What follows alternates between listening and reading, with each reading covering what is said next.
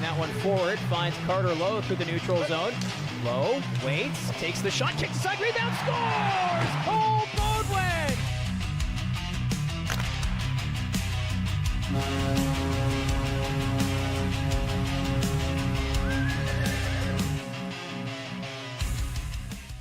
Well, welcome to the Meridian Center in St. Catharines, Ontario for tonight's Game 3 matchup between the Barrie Colts and the Niagara IceDogs. No, this isn't an April Fool's joke. I'm your host, Josh McCann, alongside Mike Poirier. And Mike, I didn't even think of that because tomorrow's April tomorrow's 1st. April Fool's. This is not an April Fool's Day joke. You're a little bit under the weather. So, as you put it, we had a little crazy idea for tonight. Yeah, well, I started, got this cold going on, and we got here to the rink. I interviewed Dylan Smoskowitz, and my voice was starting to crack. And I'm like, you know what, Josh? I got a crazy idea. How about you do the play-by-play?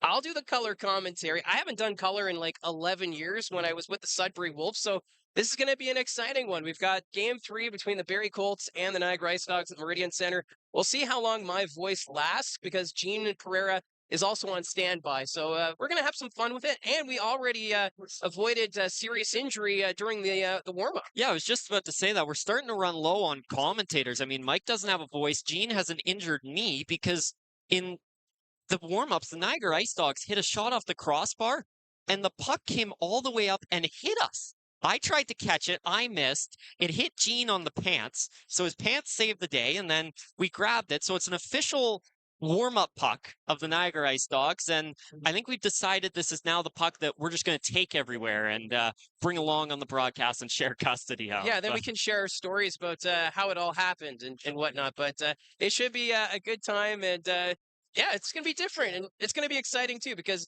you've done play-by-play before with the Barrie Sharks and with the Barrie Colts, so you're a natural at this, and it's just you need to figure out how all the technology works. So I figured now's a great time to just throw you into the deep end and let you learn. Yeah, nothing better than a playoff game to start my learning lessons of play-by-play. But anyway, the Barrie Colts coming into this game 1-1 in the series with the Niagara IceDogs. And that game, too, for the Barrie Colts, it felt like they came out really strong, out shooting the IceDogs 6-0, getting that early goal from Cole Beaudoin. But the IceDogs, they kept fighting in that game. They kept pushing back, and they find a way to win it in overtime. And I feel like the key to that game, even though they gave up a power play goal on it, was that Ethan Zada penalty. I mean, yeah, the IceDogs, they give up the tie in that one. Barrie makes it 2-1. But they got away with it there, only giving up one goal. Well, we were talking about during the broadcast, too, Gene and I, and how with Zada out of the game, it was like, okay, who's going to be that next player to step up for the Niagara IceDogs? Because Barrie was up 2-1, and it was, you could tell the momentum was going back and forth, and that's where Ryerson Edgar stepped up, got that tying goal. Riley Patterson made it a 3-2 hockey game, and suddenly this Niagara IceDogs team started to have some swagger and some confidence. And for the Barrie Colts, they were able to weather that storm, force overtime. But in the end, an overtime winner there from Hayden Reed, and we've got ourselves a new series. Right now, the Niagara IceDogs, because of that win in Barrie, have taken home ice advantage in this best of 5. And for the Barrie Colts, it's going to be, it's not an easy place to play here at the Meridian Center. They've had a couple of close games here during the regular season as well, and they are getting reinforcements. Kashawn Aitcheson back in the lineup, so that's going to be a big boost for this team. But as Smoskowitz will say in the interview a little later, it's just one player. It needs to be a whole team effort to get the win. Barrie Colts, the best road team in the OHL this season. Kashawn Aitcheson, we're going to talk to him at first intermission. He said, we just want to bring the jungle to them. It doesn't matter if we're on the road. We're just going to keep playing our game. And you mentioned getting Kashawn Aitcheson back because Hayden Reed, he's been all over this series. He gets that overtime winner. And at the same time, he was the guy that baited Kashawn Aitcheson into that instigator penalty in Game 68 that led to him being suspended for those first 2 games. And I thought Teague Vader, Parker Von Richter, guys like that, did a pretty good job filling in for Kashawn Aitcheson, but at the same time, you're obviously going to notice when Kashawn Aitcheson isn't out there. Well, in the first 2 games of the series, it was really evident that the power play unit was missing that cannon of a shot. We're so used to seeing Aitcheson wind up with that one-timer from the near side on the boards. And, with Barrie Colts, they were able to adjust. They got the win in game number 1. You can say that maybe game number 2, the IceDogs had more of the momentum, and you almost have to wonder, too, if maybe the coaching staff went into the locker room when Arvin Jaswal was put in net, being like, hey, these guys are kind of thinking that, they can beat us with their backup goaltender. Yep. So they wanted something to prove. And it's kind of that locker room material that you put up there, and suddenly a team can have a spark. So we'll see what Hayden Reed and the IceDogs can do here tonight, because Niagara missing Ethan Zada. That's going to be a big loss as he's serving that 2-game suspension. Well, that's one of those things. Even though Arvin Jaswal is a really good goaltender, and I wouldn't classify him as a backup in the OHL, the Niagara IceDogs, whether Chris Barch believes it's true or not, he walked into that locker room, put a picture up on the wall of who's starting, and said, "Look at this, boys. These guys think they can beat us without Ben Horebic, without any of that. Let's go out there and let's prove that." And the IceDogs certainly proved that with a big win in game number 2, and with more on tonight's matchup in game number 3. It's Dylan Smoskowitz in our Mariposa School of Skating Coach's Corner. Catching up with Barrie Colts head coach Dylan Smoskowitz. And Dylan, game 3 of this best-of-7 series, tied at 1. Obviously, you would have liked to have gone up 2-0 in this series, but being tied at 1, not too bad here at this point. Yeah, I mean, it is what it is, and nothing you can do about it now. So we're very focused on tonight's game. The guys are, they understand they have to ramp it up. They understand that we have to find another level, and there is another level to the game, which I think everyone agrees with. So looking forward to watching our guys find that level tonight. And coming into this series, you knew this Niagara IceDogs team's going to play you hard, and 5 out of the 6 games in the regular season were 1-goal differences. So seeing Niagara push back and then that game 2 going to overtime, not really a surprise with this group, eh? No, I think once you get to the playoffs, I mean, everyone's so dialed in, and the teams who are here deserve to be here. Obviously, coaches put a lot of time into their pre-scouts and game plans, stuff like that, so you know your opponents can be ready for you. I think the key to us tonight is just to really focus on ourselves. We understand what the game plan is against Niagara, and we understand what we want to do in certain aspects of the game tonight, based off of what their strengths and weaknesses are, but our focus is on ourselves. Like I said, we know what we're capable of. We know the kind of style of game that we want to play, and we have to get back to playing that way. And you're getting the services of Kashawn Aitcheson back after serving that 2-game suspension. That's got to add a solid element there to the back end. Yeah, it's, anytime you take a league MVP out of your lineup, it's gonna, you're gonna feel it. With that being said, he is only one guy, and if everyone's hoping that the return of Kashawn is going to turn this thing around, it's not going to be the case. But I know he's excited, and he's a big part of our team. But it's going to be the other 19 guys who are suited up tonight to also kind of pick up the weight and kind of join Cash on that emotional leadership level. So it's not a one-man system we're running over here, and that's kind of been our identity the whole season. Is we're 25 men strong, and there's 20 guys dressing tonight, and we expect a lot and a big effort out of those 20 guys.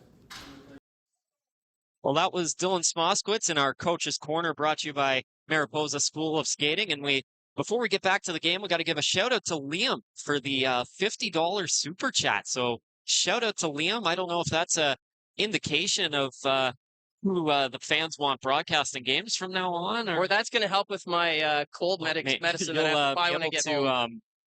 To start medicating a bit more. I need more medication for this cold. Well, if you want to send in your super chats, we'd love to be able to give Mike some more fisherman friends, because he goes through about 1 pack a day whenever we're on the road. It's once an hour. It feels like you're popping one of those. I have been today, that's for sure. Well, for the Barrie Colts and the Niagara IceDogs, just under 4 minutes till we get set for puck drop. And we talked about before the game with this Niagara IceDogs team. I mean, coming into the season, there wasn't much on the back end, especially offensively. And the addition of Jakob Kromiak and Hao-Shi Wang has seemed to calm them down a bit. And it kind of feels like this IceDogs team is a lot more structured than the group that we saw most of the regular season, considering 4 of the matchups between the Colts and Niagara came before the trade deadline. Yeah, and it's for this IceDogs team, it's such a fascinating bunch all year long. Going into the year, it was all about the offense, and the big question was the defense. When are they going to address that? They trade away Wasselin, they trade away Kevin He, then they bring in Kromiak and Wang. So suddenly it's been a mixed bag, but they've found a way to make it work whenever they're playing against this Barrie Colts team. But with Ethan Zada being out of the lineup tonight, that brings back Ben Reisnecker. He took part in the warm-up Saturday night up in the Saddleland Arena. Wasn't quite ready, but now being forced into action, basically. He should be about 100%, but the defensive unit for the Niagara IceDogs, well-tested, and you're going to have 7 defensemen here rotating around as this game gets underway. Now, Reisnecker, one of those guys that maybe he's not great this year, but a guy that the IceDogs are looking at going forward as a piece in their future. And it feels like, no Ryan Robert tonight, no Ethan Zada tonight. Obviously, there's still some pretty good players for the Niagara IceDogs, specifically Riley Patterson offensively. But it feels like if you're Chris Barch,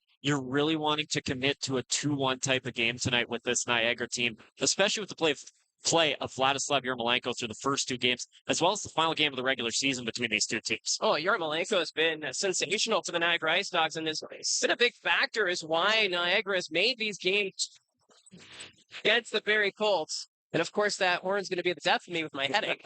But besides that, yeah, Yarmolenko has been outstanding for Niagara. And he was the reason why that Niagara won that game 68 of the regular season. He faced 58 shots, 48 saves, and you kind of wonder if maybe that gave them a little more confidence coming into this series that they can play with the Barrie Colts. In game number 1, he shut the door. In game number 2, he wasn't tested as thoroughly as the previous 2 games, but he still made those big saves when called upon. So Yarmolenko, if the IceDogs are going to end up stealing this series from the Barrie Colts, he's going to be the difference maker. And another one I'm keeping an eye on is Ryerson Edgar. Yep. He has been a lot of fun to watch so far in this series. He's so crafty. He's so creative. He's got that great hockey sense. So Yarmolenko in the back end and Ryerson Edgar up front, a great matchup here, and we'll see how the Colts handle it. Yeah, Edgar, a big goal the other night against the Barrie Colts in Game 2 on Saturday, as we're just about a minute before the national anthem. Just quickly on the Barrie Colts, it kind of felt like a good first period, but after that, they kind of stalled out on Saturday. Does it feel like for you, they maybe just need to try and get back to their game, get guys out front, force some pressure on Yarmolenko? Yeah, Yarmolenko's been really good, but he had an .895 save percentage in the regular season. Not saying that's indicative of what type of goaltender he is, but you know he's gettable for some goals. And we've seen that from the Barrie Colts all season. Once they get that forecheck going, they get that consistent pressure, and then what we've seen in the past, they just continue to fire shots from all angles. And I feel like they kind of got off that game in number 2. They were outplacing Niagara in the first period. They had that opening goal, and it just seemed as though they kind of let up a little bit, and that gave Niagara that chance to come back. But you have to give credit to Chris Barch and the coaching staff. They've kind of figured out the players they want to have as a match, because it's the game within the game when it's in the playoffs. And now that Niagara is going to have last line change, they're going to be able to get those defenders out there that they want matched up specifically on Cole Baudouin, more specifically Hao Shi Wang, as he seems to be out there every time. Yeah, specifically tonight, you look at it, Cole Baudouin starting for the Barrie Colts, that third line of Ray Smith, Ivan Galyanov, and Sean Doherty, the top line listed tonight for the IceDogs, getting the start for them. We're just about set for puck drop here. We're going to do a quick ceremony, then it's the national anthem from the Meridian Center, then it's puck drop in game number 3 between the Colts and the IceDogs.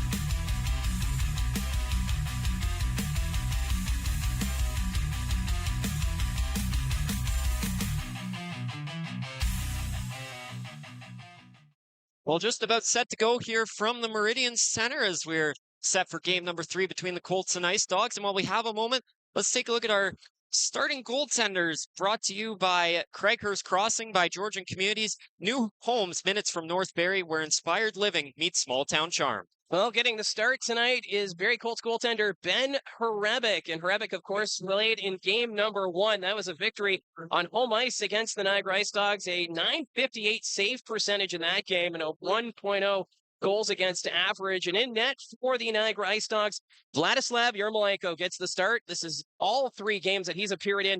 He's got a record of 1-1, a 2.76 goals against, and a .928 save percentage. So those save percentages for both Yermolenko and Hrebeck, top-notch right now in the Ontario Hockey League.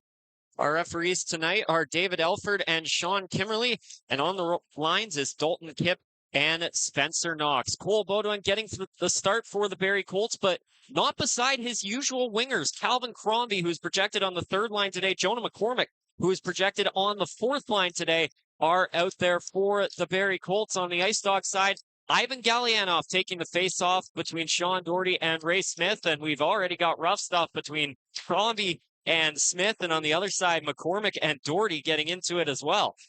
And then you got Gallianoff getting his jersey adjusted as well. Everything's happening all at once. Well, the puck is down. We are underway from the Meridian Center. The Barrie Colts take possession first. Kashawn Aitcheson, his first touch of the playoffs. Cole Baudouin to Calvin Crombie. Quick shot save made by Yermolenko. Rebound comes up the boards. Baudouin with the hit. Now Crombie going after Gallianoff, who's able to get it free for Liam Spencer. The IceDogs defender will flip it ahead, going back to the Colts defense, where Kashawn Aitcheson sits in his own end. Aitcheson around the boards for Passmore, quickly up ahead from McCormick, turned over. Ray Smith with a backhander blocked by Passmore. Rebound comes free to McCormick. He'll knock it out of the zone, past Gallianoff, and backhanded through past Spencer. Penalty coming now against the IceDogs as Smith took down McCormick. And the Barrie Colts look like they're getting the first power play of the game tonight. No, I think they're just calling it for... Oh, did I mess that up? It was an icing. There was a player that went down. There was a lot of confusion. There was even talk over at the Colts bench. I was almost wondering if they were calling too many men for a second there, but I think it's an icing call and getting those early jitters out of the way here at the Meridian Center. Great start. There we go. Riley Patterson in the top line for the IceDogs out here. Baudouin will have to remain on because of the icing. Patterson able to win it, but we're going to do it all over again. There's just something about the start of this game 3, and I'm really curious about the decision to go with McCormick and Crombie, if that's kind of a way to throw off Chris Barch with the line matching that we've seen in the first 2 games of the series. Well, allow Dylan Smoskowitz to get Hemming and Zabeski free for a potential different matchup. Baudouin able to win the draw. Aitcheson slowly but surely going to bring it forward. They'll just flip it ahead, looking to get a line change. Him and Passmore get off the ice as Crombie knocks it forward. Baudouin will head off as well. Puck down behind the net. Blake Barnes already with 2 assists in the series. Gets it around for Hao-Shi Wang. Not out of the zone. Von Richter shot save. Rebounds loose. Here's Gardner a chance. Stopped by Yermolenko. And McCormick goes crashing into the net. And now him and Hao-Shi Wang are going to go at it. McCormick not too happy with Wang after that play. Well, Wang gave an extra shove to McCormick just as Yermolenko went to cover up the puck. And remember back in game number 1 where we saw the collision with the netminders and Yermolenko's ready to drop the gloves with Mason Zabeski. So you know that Yermolenko is a little hot under the collar, but I still question why you push an opposing player towards your own netminder like that. Well, that's not the first time Wang did it. Remember game 1, he did it to Calvin Crombie, sent him right into Yermolenko, almost knocked his goaltender out for the series. And Yermolenko, he's not afraid of the rough stuff, but once he's done, he escapes to his corner and just gets out of the way. Gardner on the face-off against Patterson. Just under a minute gone by, 19:07 remaining in the first period. Ben Wilmot off the face-off, going to drop a backhander down behind the net. IceDogs will get there first. Barnes takes the check from Slanger as he tries to play it out. It remains in thanks to Justin Hanser. Hanser down low for the Barrie Colts, catching up to the puck, trying to play it around. He takes the hit from Hao-Shi Wang. Puck remains in the corner. Patterson couldn't get it free. Slanger goes back to the point. Von Richter. They'll ride the line, still a possession. Parker Von Richter off the boards and put down behind the net. Slander trying to get there, intercepted by Noah Reed, and that Hanser lays a big hit, knocking Reed down. And now those two are going to go at it, but the officials will quickly separate them. But what a start to game number 3 here. Well, Justin Hanser throwing that hit, but they're going to call him for head contact. So the referees right now trying to calmed things down early on as Justin Hanser, he went off to go get a new stick after it had broken on the play earlier and gets back in time to throw that hit on Noah Reed. So the Niagara IceDogs, they're going to get the first power play of the hockey game. Well, the IceDogs on the power play, 33.3% in the playoffs, is 7th in the OHL. They were 19th in the regular season at 17%. 2 power play goals in the game on Saturday really helped them out in getting that win. It was the first goal that tied the game at 1, as well as the second one that tied it at 2. Here's Chromiak off the point. His shot blocked by Baudouin. Puck comes back to the point. Patterson fighting off the pressure from Hemming. Gets it down low for Ryerson Edgar. Edgar back to Patterson. Getting it through the middle for Hall. Deflected to the net. Rebick able to make the save. Hayden Reed, they'll loose out in front. The Colts are able to clear it back the other way. Malenko will leave it for Chromiak. 20 seconds gone by in the power play. Jakub Chromiak, the import acquired from the Kitchener Rangers at the trade deadline. One of those deals the Rangers didn't want to make, but they had too many overagers. Had to move out one, and Chromiak was the decision. Puck goes down behind the net. Rebick looking to clear. That one will go out of play, but it doesn't look like delay of game as it did get deflected. It's interesting watching Hayden Reed standing behind the defense directing traffic. He was just waving his stick. It looked like he was trying to guide in an airplane to the gate after arriving. But, for the Niagara IceDogs, a great momentum swing here to potentially open the scoring, something we haven't seen yet from Niagara in this best of 7. And Colts opened both games. It was early in the first, in the last one, and then in game number 1, though took till the second period for us to get a goal. Cole Baudouin has the first goal in both games. He'll clear it down the length of the ice. Of course, Hayden Reed was the guy out front the net to get the overtime winner on Saturday between the Colts and the IceDogs. Chromiak slowly plays it forward to Patterson, getting it out to the aforementioned Reed. Hayden Reed into the zone, knocked off the puck. Zabeski looking to send it back the other way, and that'll go back down the ice. Hao-Shi Wang pressured from behind by Crombie, able to fight him off, and he'll go behind the net, and the IceDogs will regroup. 45 seconds left in the power play. Second unit out for Niagara. Wang going to skate through the middle, knocked off the puck by Passmore, and he'll deflect that one out of the zone and back out the other way. Race for the puck down the ice. Crombie would have been first there, but it does come out of the trapezoid to Yermolenko, who's able to play it. Page back around for Barnes. It's back to Alex Hage. Fighting off the pressure as Zabeski and gives off to Sean Doherty. 10 points in 14 games all time against the Barrie Colts as a member of the Niagara IceDogs, including 5 goals last season. He has the puck after the pass from Barnes. Sent in on net. Rebick makes the save off the end boards. Plays it for Aitcheson, looking for the clear, and the Colts will get it back out the other way. Less than 10 seconds on the power play. Maybe time for one quick rush from the IceDogs here. Barnes is just going to calm it down. That's going to do it. A big early penalty kill here from the Barrie Colts. And they'll look to go on the attack now as Newton tried to send in the zone. That hit off Monks and out of play. Well, that was one thing that was a struggle during the regular season for the IceDogs was the specialty teams, as it was at the bottom in both the power play and the penalty kill. But suddenly in this postseason, especially in game number 2, we saw it almost felt like a whole new look when it came to specialty teams for this IceDogs team. But that is the advantage when you are only focusing on one opponent night in and night out. But this time, the Barrie Colts get the better of them. 2 power play goals. They did allow 2 themselves. However, with that 5-minute power play that could have taken them out of the game, they only allowed the 1 goal that kept them in it and eventually came back to win. Cole Baudouin from behind the net, bringing it around, trying to go back to the point, fanned on it, able to keep the puck, knocks it down low for Emil Hemming. Hemming trying to fight off Chromiak, does still have possession, gets it around to the point Aitcheson.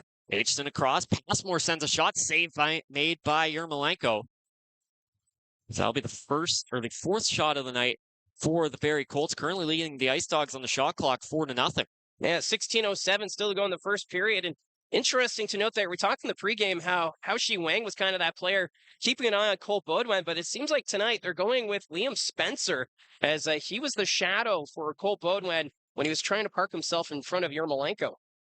Yeah, Spencer and Chromiak have been the pairing out there both times. The Barrie Colts have had Cole Baudouin out on the ice. I'll have to watch for that. Wang out now against the second line. Gardner kicked out on the faceoff. Wilmot still able to win it. Puck goes back to the point. Emerton sending it down low behind the net. Wilmot couldn't knock it down. Puck comes free. Noah Reed looking to send it out the other way. That gets to the neutral zone. Glove down by Gabriel Eliasson, who sends it right back into the IceDogs, though. Tiller to Wang. Up the boards. Reed gets it back across to the former Colt Tiller. It gets past him. Goes to Hall. We'll send it into the Barrie Colt end. Rebick has time. Gives it to Eliasson. He'll go forward for Ben Wilmot. Wilmot to Gardner. Had the game-tying goal late in the third the other night. Emerton, quick pass across for Salandra, but that was knocked down by Patterson. Puck will come around the boards. Chase Hall dropping it back for Tiller. Intercepted by Salandra down low, trying to put it out front. Here's Wilmot, a chance. Save made by Yermolenko. Rebound comes free. Emerton, he'll wait. Now he shoots, and that's blocked out in front by Patterson.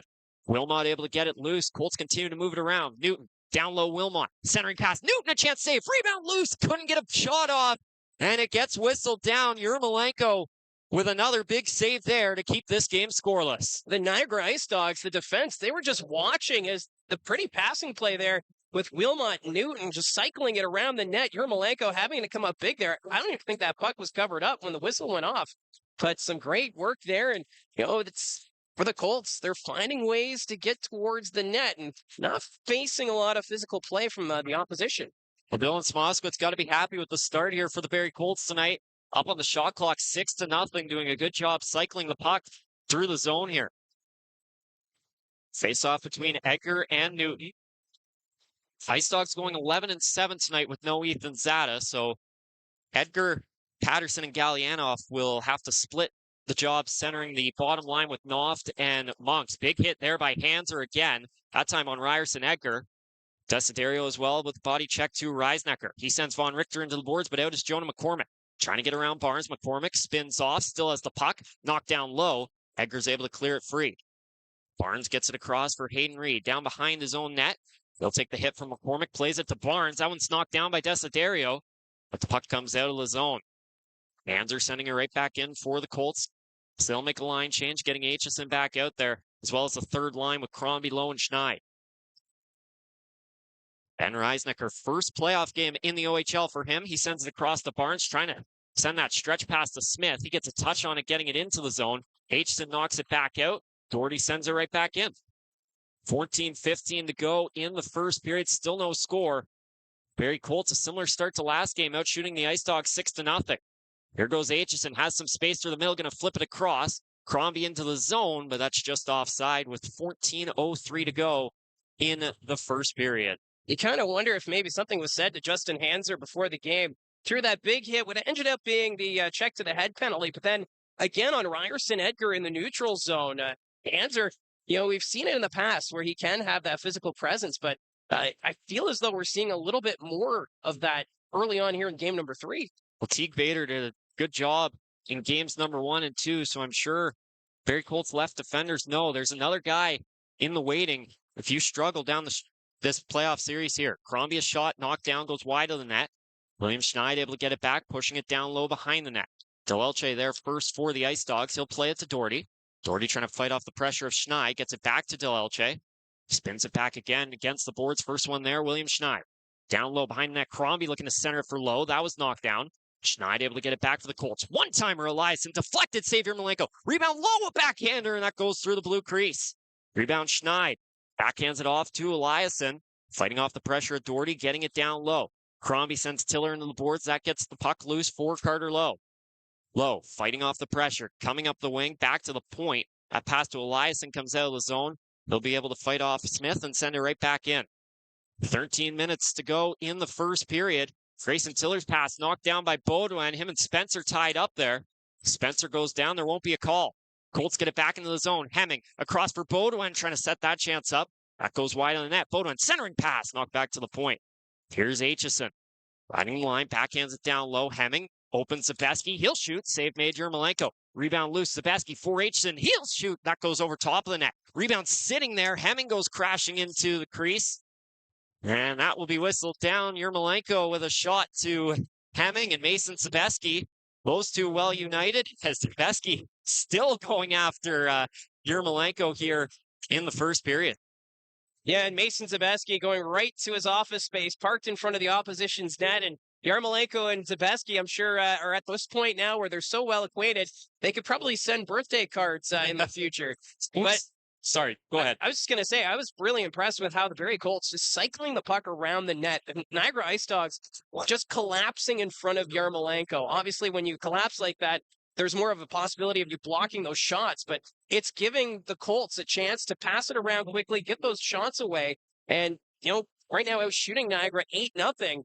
Dylan Smoskowitz has to be pretty happy with what he's got right now. Well, touching back on Yermolenko, we even saw this last season in the Colts in the IceDogs series with Owen Flores. It seemed by game 4, the Colts had really gotten under his skin. And I remember at the end of the second period of game number 4, Flores was staying on the ice trying to go after a couple of Colts players. So, Barrie Colts, no love lost, it seems, with the IceDogs goalies. And I talked to Dylan Smoskowitz at the last home game, and he says, it's nothing personal. We don't want to injure the kid or anything, and we're glad he's okay, but that's part of our game. We want to get inside his crease, and you saw it there. Emil Hemming in his crease. Yermolenko doesn't like that.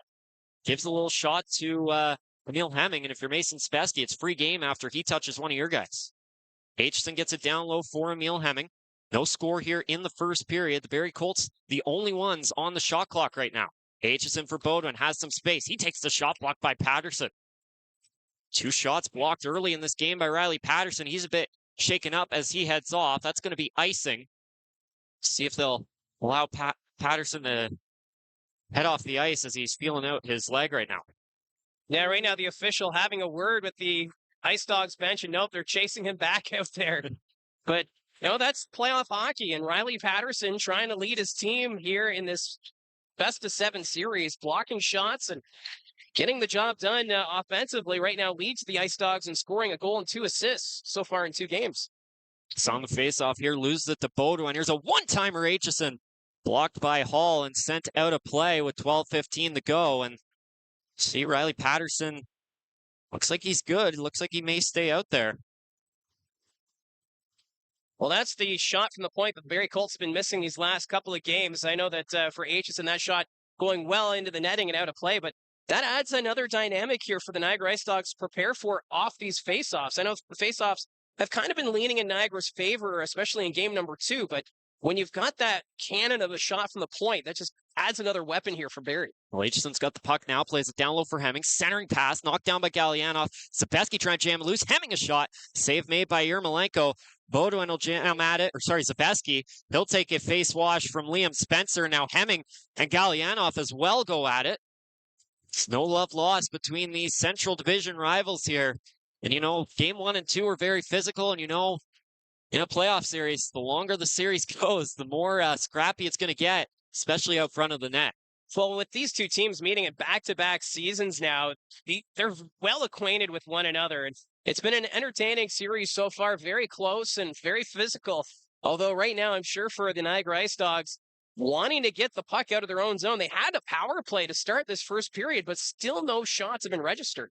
The Barrie Colts have 11 players in the lineup tonight that played in games in last year's round 1 series against the IceDogs.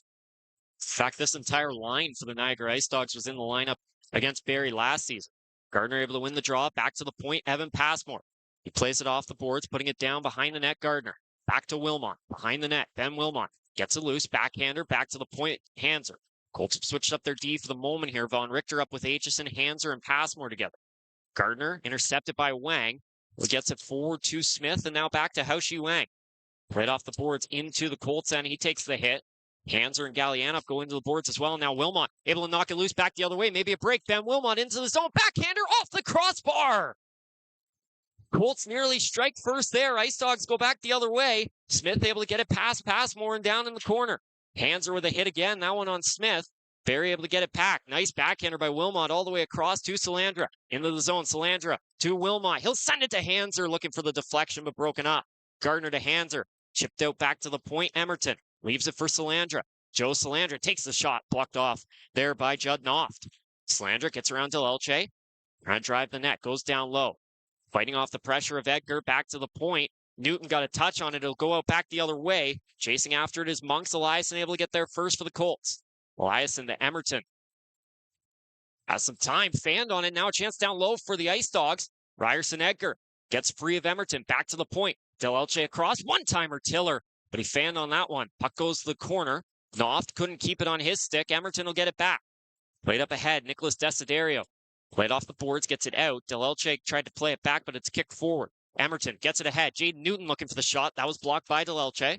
Puck goes to the corner. Edgar takes a hit from a pair of Colts as he sends it back out the other way. Gabriel Eliasson across to Emerton. Up ahead, knocked into the zone by Newton.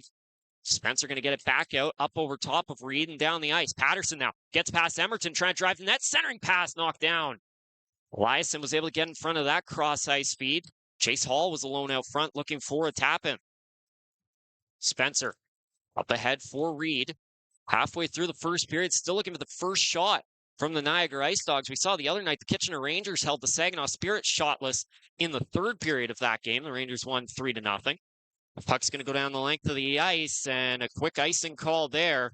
Schneid thought he had beat Spencer to the puck, but the officials call it icing.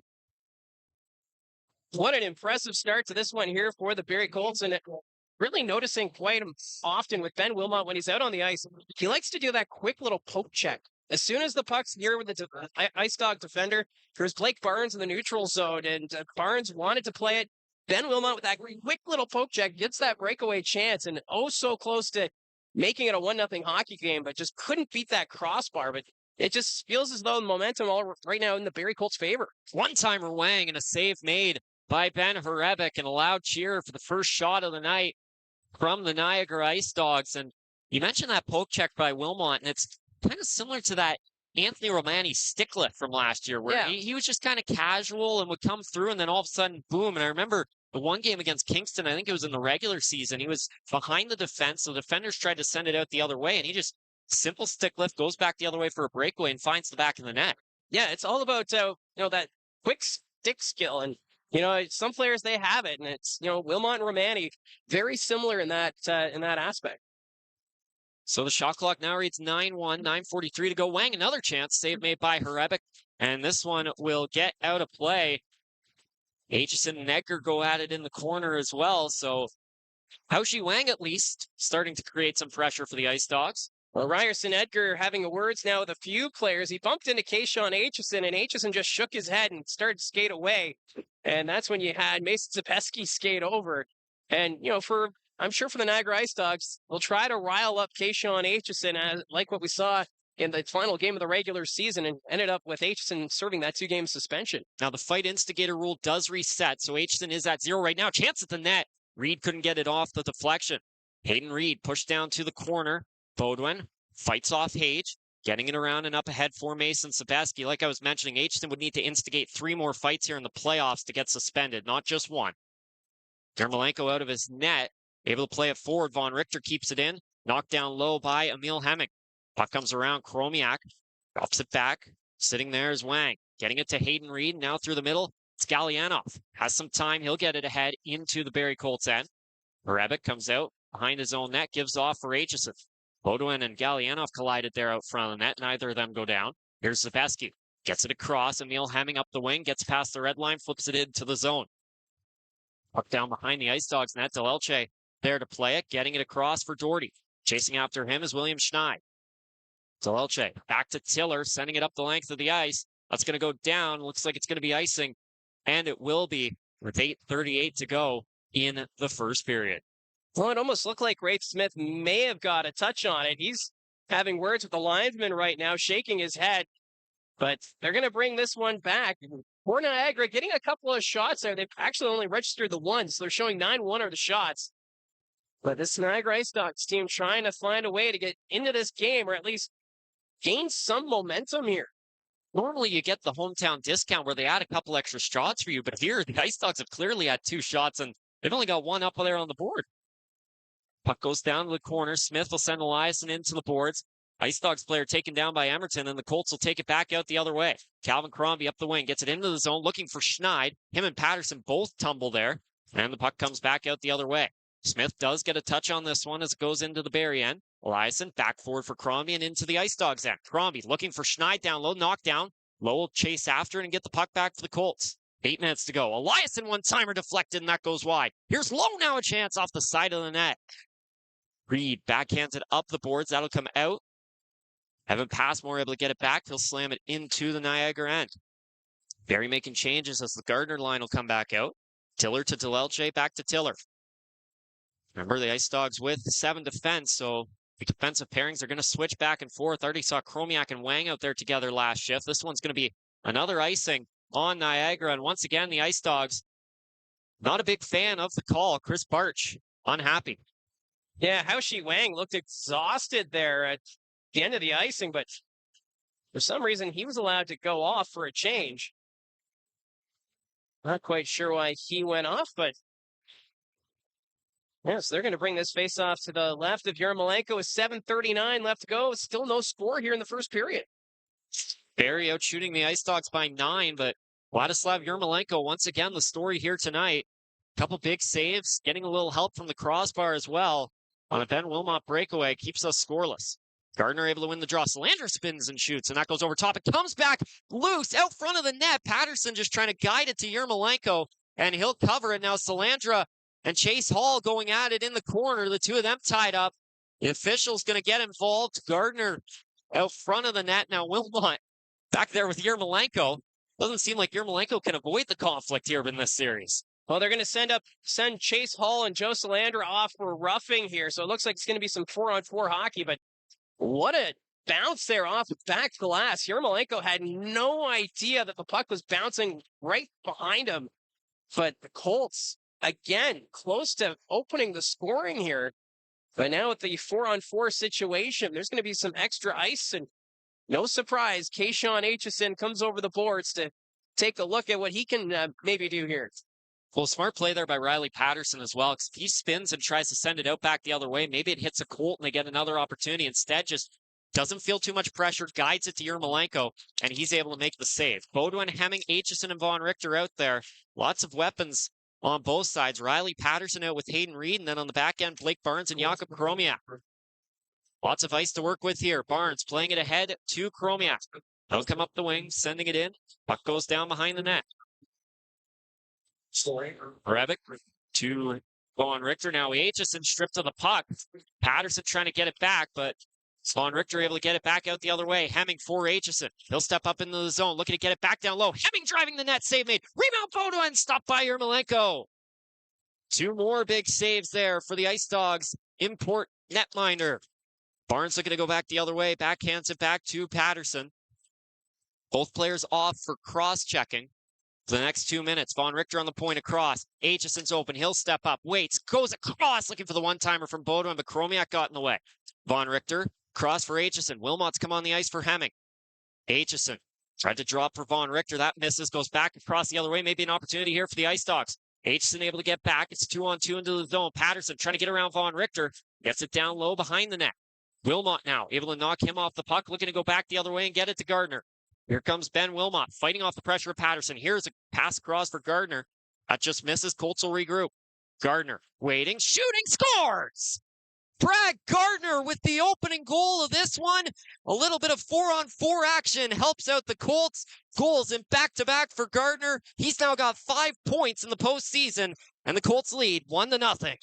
I don't think Yarmolenko saw that shot. He barely reacted when Brad Gardner picked up that puck in the corner, kind of skates around, creating a screen there with a couple of IceDog players who skate in front of Yarmolenko just as he fires it away. So for Brad Gardner picking off that top shelf, and the Barrie Colts again in this series have opened the scoring. It's 1-0. Well, for Gardner, his second goal had 2 assists in game number 1, a goal and an assist in the last game. And now a goal to open up game number 3 here. And like you mentioned, the Barrie Colts have opened the scoring in all 3 games of this series.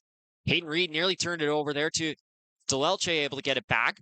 Looking to play it for Edgar. Hanser tried to step up there. He goes down. Haoshi Wang nearly turned it over. Hanser again, very physical. IceDogs able to get it out. Here's Wang up the wing. Cutting to the middle. Colts able to knock him off. Now he shoots, safe, rebound, score!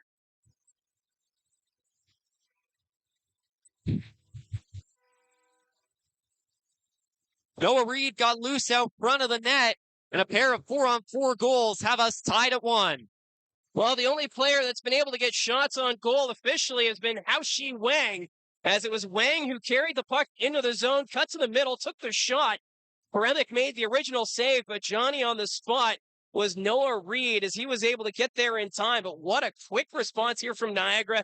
Right now being outshot 13-3. That's the exact response they needed as they're in this hockey game. And that's just the way this series has been. It's just been back and forth. The team gets a lead and the other team finds a way to respond. First goal of the series for Reed, and Haoshi Wang, what a start to game number 3 for him. Great play there. Fights off 4 Barrie Colts pretty much to get through, still find a way to get that shot off. And the IceDogs bring some life to this crowd. We're tied at 1. We're back 5-on-5. Hall and Salandra are out of the box. Chase Hall being chased by Salandra right now as he sends him into the boards. Lowe able to get it back, going to the point. Here's Cole Emerton. Across, Eliason looking for the shot. That goes wide of the net of Yermolenko. Salandra, back to the point, Emerton. He'll step up, waits, shoots, save made by Yermolenko.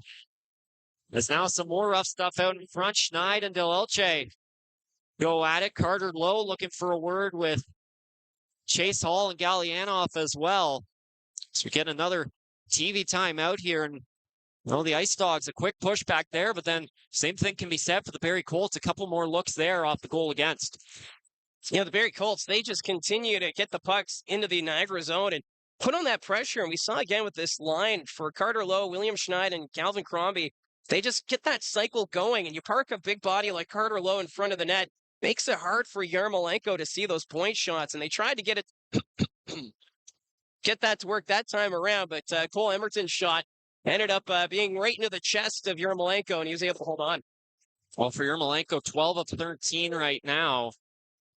This first period, 3rd in the OHL in saves so far through the first couple of games. Certainly a goalie the Owen Sound attack could use right now. We'll talk more about a few of the series in the OHL in the first intermission. 6 other games in action tonight. That Flint Owen Sound series, the only one not playing on this Tuesday evening in the OHL. Yeah, I wasn't sure when we were going to start talking about that Owen Sound series. The attack outscored 29-2 in 3 games. Like it's been pretty rough there for the attack team up in the Bayshore. Well, Firebirds have been on fire over the wow, first 3 pun games. intended, eh? Well, you like to do the puns, so if I'm in your chair, Hey, you know what? Go for it. I love puns. I like it when it gets punny. Oh. So Baudouin kicked out of the draw. Mason Zabeski will come in and take it. Off the face-off, IceDogs with possession. Noah Reed getting it out the other way for Chase Hall. Has some space up the wing. Hall looking for the shot. That got knocked down by Aitcheson and goes to the corner. Baudouin looking to get it out. It remains in the zone.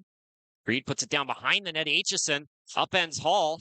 Puck goes to Patterson. Tried to cut it around. Hall and Aitcheson still tied up. Aitcheson trying to show the official that he's just trying to get loose. No calls either way, and the puck will go back down behind the IceDogs net. Liam Spencer gives for Chromiak. Now Yermolenko comes out of his crease there to get in Zabeski's face. Sure, that won't be the last time those two are acquainted. Puck knocked down the ice by Hall. Goes to the corner, Aitcheson around the boards, intercepted. Edgar trying to put it out front. That was deflected, goes down behind the net. Mason Zabeski looking to go back the other way. Plays it off the boards for Baudouin. They'll come through the middle. 4 minutes to go. Hemming winds up, looking for the shot block. Second chance, scores! Emil Hemming is on the board in game number 3. Zabeski will give Yermolenko a piece of his mind. And the Barrie Colts, they're right back out in front. It's 2-1. Yeah, Yermolenko right away grabbing the stick of Mason Zabeski as he was skating in front. But Emil Hemming getting one on the board. He tried to take the original shot, but it went off his skate. So he was kind of handcuffed there and took that second try, and it went through the 5-hole of Yermolenko. So good heads-up play there by Emil Hemming, taking advantage of the fact that Yermolenko committed to the original shot that was blocked and then was able to fire at 5-hole. But that rivalry between Yermolenko and Zabeski, though, it's been fun to follow. Every time they're out there on the ice in that blue paint, you know somebody's making contact with somebody. Well, Mason Zabeski doesn't have a goal yet, but it'll be interesting to see, should he get one this series, what kind of reaction there is there. For Emil Hemming, that's his first of the postseason. Had 3 assists in the first 2 games, and he gets the Barrie Colts right back out in front in this one. 2-1 your score, 4:09 to go. And the Colts once again up 2-0 on the shot clock since allowing that goal to Noah Reed. McCormick upended there by Hao-Shi Wang. The neutral zone, that'll get an applause from the crowd. Parker Von Richter gets the puck loose as he'll look to send it back the other way. And now we got a fight at center ice. It's Justin Hanser again. He's going at it with Ben Reisnecker. Reisnecker, no worse for wear after his injuries. Couple rights, Hanser with a right. Now the two of them go at it. Hanser gets the right free. Reisnecker now knocks him to the ground with a couple more shots. The officials trying to get involved as they continue to go at it. Justin Hanser's laid a couple big hits tonight, and Ben Reisnecker fighting back there. Well, that's going to fire up the crowd here at the Meridian Center. Is got to give Reisnecker a bit of the advantage. Knocked off the bucket of Justin Hanser and made him go to his knees. But still, Justin Hanser, he's been throwing some big hits this evening. And obviously the IceDogs trying to change the momentum and the storyline. And Reisnecker, who's making his OHL playoff debut, decides to drop the mitts at center ice. We'll have to wait and see if there's any extra penalties out of this. Looks like it should be 5-on-5. But still, this series has got a little bit of everything. I didn't see what initially started it. Did see Howie Wang take down Jonah McCormick, so I wonder if maybe Hanser wasn't a fan of that, and then when Reisnecker went at it, timekeepers didn't get the full message yet, so they'll get it now. But we are going to remain 5-on-5. Both teams down a defender right now, but for the IceDogs, going 11-7, they're okay. They still got 6 defenders out there. For the Barrie Colts, they're down to 5 right now. Gabriel Eliasson will come out and join Parker Von Richter right now. Is Gardner able to win the draw? Von Richter sending it around past Yermolenko. Eliasson catches up to it quickly, sends it back down behind the net. Salandra back to the point. Parker Von Richter waiting, still has possession, sends it to the net, save made, rebound. Wilmot trying to get it free. Salandra there as well, but the IceDogs able to clear it to safety. Knocked back down the other way by Hayden Reed. That'll go the length of the ice, and it'll be an icing. 3:32 to go in the first period. Well, I just love Parker Von Richter is just so calm there in the corner. It seemed like he was surrounded by 2 red sweaters and he was losing options, but decides, you know what? I'm just going to throw this on net. And you had Ben Wilmot there parked in front, trying to get to that loose puck. Yermolenko had to make another big toe save. But this Barrie Colts team, they continue to pour it on. Now 16-3 are the shots. So 3:30 to go in the first period. Barrie Colts leading 2-1 on the back of goals from Brad Gardner and Emil Hemming. Gardner takes the draw and gets it back to the point. Emerton to Gardner. Down low, Joe Salandra, pinned to the boards by Wang. Those two go at it. Wilmot back to the point, Emerton. Sent across for Aitcheson, looking to get it to the net. That was blocked by Barnes. He'll go back the other way. Misses Reed, but the Colts are able to get it back. Wilmot to Salandra, maybe a 2-on-1. Salandra's in that save made. Rebound, Gardner, stopped by Yermolenko. Rebound picked up now by Edgar. He's able to get it back out the other way. Gets dumped by Salandra. IceDogs not happy with the calls. The puck goes back down the other way. Emerton able to knock Reed off the puck, and back the other way come the Barrie Colts. Aitcheson across. Wilmot gets it into the zone. Aitcheson going to step up. Pass goes across Salandra. Slaps it down low behind the net for Aitcheson. Gets past him. Wilmot catches up to it, beating Chromiak to the puck and sending it around for Salandra. Sent into the boards by Knopf. Salandra down on his knees, gets it down low to Wilmot. He's pinned to the boards. Coming in to help out, William Schnei gets the puck loose, takes the shot. That misses the net. Rebound, Aitcheson could catch up to it. Puck goes back down the other way. Crombie, Von Richter nearly came on the ice. Here's Gallianoff, a chance, blocked by Crombie. Puck up in the air. Aitcheson now a big hit on Gallianoff. Back to the point, Chromiak fanned on it. Puck comes out of the zone. Gallianoff now slow to get up. The puck goes back down the other way, and he is down holding his knee. So we're going to get a whistle here. Yeah, Ivan Gallianoff had a collision there with Kashawn Aitcheson in the corner, as it looked like he was holding either his right knee or his right ankle. Maybe twisted it in the process, but tough situation here for the Niagara IceDogs. As Gallianoff, he's been one of the spark plugs for this Niagara IceDogs team. Right now, no points in this postseason, but he's a difference maker. He's always out there on the ice. He's a physical player. He can carry the puck up and down the wing. So if you're an IceDogs fan, that's not what you want to see, as it looks like he's going to need assistance getting up to his skates here, as he's not putting a lot of pressure on that right leg. It's good to see he's getting up. Of course, last season in round number 1, it was Gallianoff that Aitcheson laid that big hit in over the middle, took him out. He came back for game number 3, but was feeling the effects after that game and sat out game 4 and 5. So obviously tough to see here for this IceDogs team. So they're already down a couple of centers. Ethan Zada, of course, suspended. Gallianoff, one of the 3 centers out there for Niagara. Jacob Monks on the 4th line can play center, so they'll be able to move him over and act as a center probably for that line with Smith and Doherty. But Niagara now down to 10 forwards until Gallianoff's able to return. Well, he was hobbling right down the tunnel, so he went straight to the dressing room. So we'll have to keep an eye on that situation, as that would be tough for Niagara. losing a player like Gallianov right now slotted on the top line with Doherty and Smith. So we'll see how the IceDogs respond to this one. Well, Carter Lowe with a hit there on Noah Reed as the puck comes back to the defense. Eliason across, Von Richter through the middle, tapped into the zone by Lowe. Yermolenko will blocker that one away and into the corner. Lowe sending Wang into the board. Schneid able to get it back. Into the boards by Patterson. Lowe knocks it free. Tiller intercepts back to the point. Eliason shot deflected. And that'll go wide and into the corner. Von Richter gets it back. Crombie down low looking for Schneid. He gets the puck, spins and shoots. But that was knocked down by the IceDogs, and Wang sent that right out of play. That's going to be delay a game against the IceDogs, and the Barrie Colts are going to get their first power play of the game.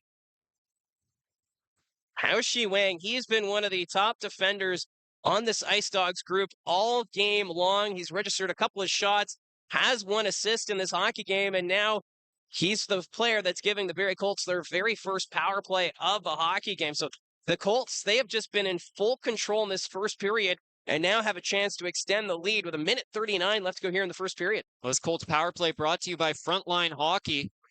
Barrie Colts power play at 50%. Here's a chance. Aitcheson stopped by Yermolenko. Hemming gets it back. Flipping it to the point. Emerton. Cross to Hemming. 2 defenders as well as Carter Lowe's net front presence here for the Colts. Hemming to Emerton. Back to Kashawn Aitcheson, getting it across. Hemming, Emerton, down low Beaudoin. Pull Beaudoin, trying to send it across. Glove down by Emil Hemming. Spins through Spencer. Here's Lowe, a chance blocked by Chromiak.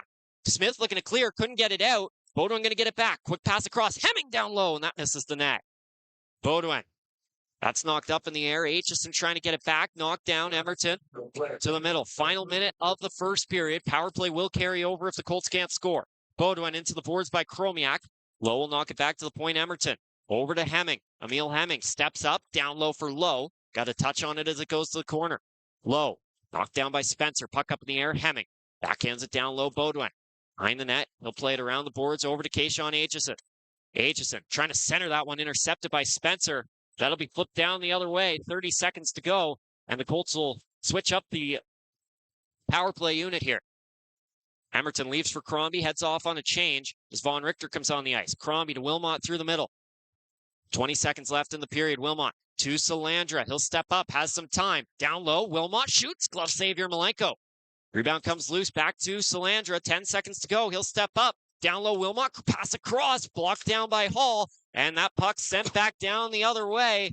And that's going to do it for the first period as the Barrie Colts take a 2-1 lead into the break in a period where on the road they outshoot the Niagara IceDogs 20-3. And the Barrie Colts, they've been doing a great job moving the puck around the net. There have been so many times where the Niagara IceDog players, they just have no other choice but to collapse in front of the net, trying to help out Yermolenko, blocking shots. We're not seeing a lot of the physical play from Niagara like we saw in the previous 2 games.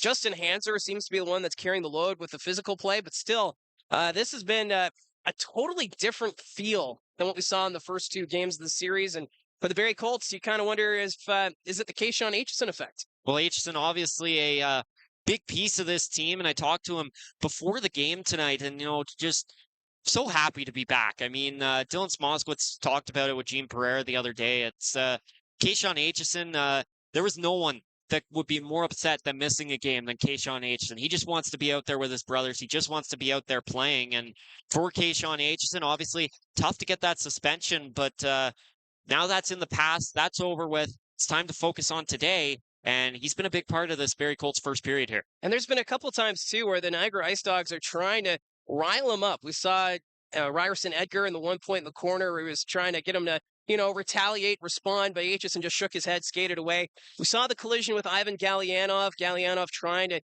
get into his grill, but unfortunately for him, it was Gallianov who ended up leaving with an injury, so we'll keep an eye on that. But, Aitcheson has been a factor. He's had a couple of great shots from the point. No goals to his credit as of yet, but that's kind of taking a bit of a focus here from the Niagara IceDogs that they know they have to keep an eye on the New York Islanders prospect whenever he's out there on the ice. Well, we'll see if Aitcheson can get one in this game. Players interviewed by Josh McCann in this series have scored in every game of the series, so we'll see if... You've been keeping track of that? Well, Beaudoin scored game 1, Zada scored game 2, so anyway, here's our first intermission interview with Colts defenseman Kashawn Aitcheson. Joined by Colts defenseman Kashawn Aitcheson. Kashawn, for you, first game of the playoffs, how are you feeling coming into this one? Yeah, definitely super excited. It was super hard watching, my brothers out on the battlefield without me, and kind of doing all the sacrificial stuff that you do in playoffs. And just obviously being one of the captains on this team, you feel like you're helpless almost in the stands. But I'm super excited to get going here. Obviously, different vantage point for you, game 1 and 2. How'd you feel about the way you guys played first off in that first game, getting the win, then the follow-up in the second game? Yeah, I think kind of just lumping both games together. I thought, we played pretty solid defensively, but I still think we have another gear to give. I think we have another big step to take. I think we can obviously open up the scoring a bit more, expose kind of their weaknesses there. And, I think just as the games are going to go on, we're going to get better and better every day. Now, for you guys, obviously, with Niagara getting that one win at home gives them a bit of a home ice advantage. But for you guys, a lot of wins here at the Meridian Center as of late. Yeah, we obviously like being at home and we like winning at home, and it's obviously comfortable. But playoffs is about just getting the 4 wins, so we don't really care where we are. We're gonna bring the jungle to where we are, and take the 2 points. For you guys, best record in the OHL on the road this season among all teams. What was the mindset you guys were able to bring on the road that helped you be so successful? Yeah, I think like kind of what I said there, just bring the jungle to the place. We're kind of a group of mutants in there, and we like to cause havoc. So whether we're at home or on the road, it's going to be our home. And what was it like for you in those first 2 games, watching some of the defenders step up? Thinking about Parker Von Richter with a goal, Teague Vader as well, Justin Hanser, Cole Emerton as well, a couple assists. Yeah, I thought the decor was unreal. A lot of them had to step up big. Obviously, Vader not in the lineup too much, and I thought he did a hell of a job there, kind of in replacement for me. And Von Richter was obviously really good for us, just such a steady staple back there the last 2 games. So and Passmore, Eliason, Emerton, and go on to Hanser, go on about all of them. I think they all stepped up, and I think they're excited for me to be in the lineup just as I am. Now, first time we've talked to you since you got your NHL entry-level contract. How great of a feeling was that for you? Yeah, it was definitely pretty surreal. You obviously dream of getting drafted to the NHL, but signing that contract's definitely feels like another step forward and another stepping stone. So yeah, it was definitely a great feeling.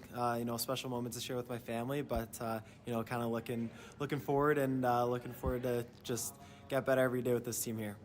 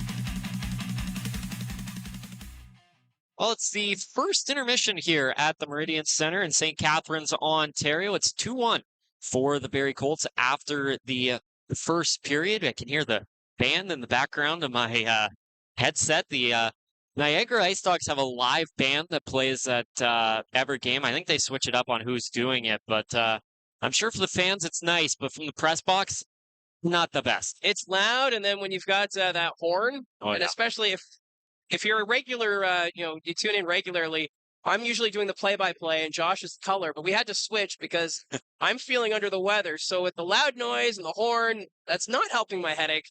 But you know what? These headphones kind of help. Well, we should mention a big shout out to everyone watching tonight because we were looking at the views in that break there, and we're already hitting a view total that would usually be what we get for a whole game. And we're already at that after the first period. So obviously playoff season, Colts fans, very excited to be tuning in. So shout out to all of you. And for anyone that's new, we do have a live chat. It is open if you have any questions or comments about tonight's game or the series in general or any of the OHL teams. We keep up with the entire OHL, so we'll try our best to answer all of your questions. And yeah, it's a busy day in the OHL. 7 playoff games in action today. Yeah, the only series not in action tonight is Owen Sound and Flint. They're back in action for Game 4 tomorrow at the Bayshore. But let's take a quick look around the OHL. First up, in the second period, the Guelph Storm and Windsor Spitfires. They're tied at 1 apiece. Yes. Right now, Windsor up 2-0 that best of 7. You said Windsor would win it in 6. I said Windsor in 6, and I just need them to win. You just need Guelph to do something. I need Guelph to do something. The series that everyone's been watching, Peterborough and North Bay. The latest is Mike McIver has been suspended 2 games for that misconduct penalty that happened in overtime. Well, right now it's the Battalion up 2-0 on the Peterborough Petes after the first period. The Brantford Bulldogs, they have a 2-0 lead over the Sudbury Wolves. They're calling that the no parking series. I think I was calling it that. Or is that what you called it? Then we go to Kingston. The Frontenacs are down 1-0 to the Ottawa 67s after the first period. Kitchener and Saginaw, they are tied at 1 apiece. That's late in the first period. Ananovsky opened the scoring, and then James Gove tied it up. And shots in that one, 18-3 for the Rangers. So that's been an entertaining series so far.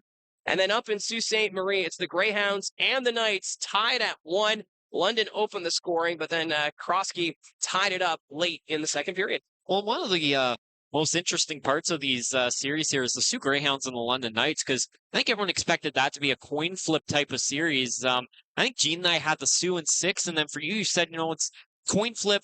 Probably just going to go with the Knights because of home ice. And for the Sioux Greyhounds, though, they walk into London, which is like an NHL barn. Pretty intense atmosphere. Can be a bit nerve-wracking, especially for some of those guys in maybe their first playoff games. And they walk in, they take it 2 straight over the Knights. Yeah, it was well done there by the Sioux Greyhounds. And even for the travel between Sault Ste. Marie and London, we understand that there was some travel difficulties with 2 of the London Knight players, the import players, having visa problems, so they couldn't travel with the team through Michigan to get up to Sault Ste. Marie, which is the quicker option. They had to actually travel around up to the greater Sudbury and around to get to the game. But yeah, that series, I kind of figured that'd be a low-scoring affair, maybe some overtime. We saw one game go to overtime, but still, Sault Ste. Marie winning both on the road, making it a very fascinating matchup. Yeah, it's kind of interesting to see. I mean, not something you usually see, some stuff going on in that series. The Greyhounds originally scheduled tonight's game for 8 o'clock, which didn't really make sense. And then they changed it to 7 o'clock. So unsure, maybe that had to do with the import players thinking London was going to have to take their whole team through Northern Ontario. But maybe once they found out the rest of the team was heading the normal way, they just decided, you know what, we're fine starting that game at 7. I did see Tammy mentioning that she's watching the game at Perfect Season in Barrie. So obviously great to see, this time of year, everyone's getting out watching the Barrie Colts. And it's a team that's worth watching with the way they've played throughout the regular season. And if things go according to plan to them, I think they're hoping to be still playing hockey in about 2 months from now. Yeah, and shout out if Perfect Season wants to sponsor the broadcast. Maybe Tammy can let them know that they can get in touch with us to maybe an advertiser for the playoffs. But you know what? It's been an entertaining series so far between the Colts and the IceDogs. I've seen in the comments a few times mentioning the fans here at the Meridian Center. A little surprised with the attendance here, but you have to remember it's a Tuesday night, so a weeknight hockey game. it is playoffs, so you would think that maybe it should be a sellout or closer to it, but it is kind of tough, I think, for some markets to sell out games on a Tuesday night. I'm sure there'll be more fans in attendance here Thursday when it's game number 4, depending on the result here tonight.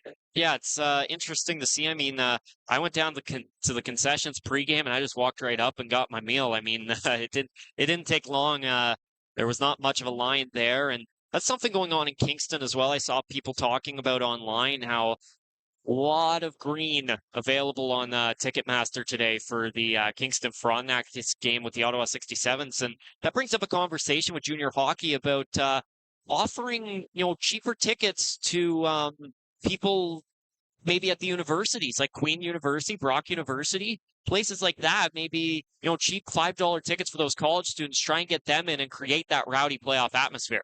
Well, we saw it in the second round of the playoffs last year between Barrie and Kingston, just especially with the Ben Pickle fan club.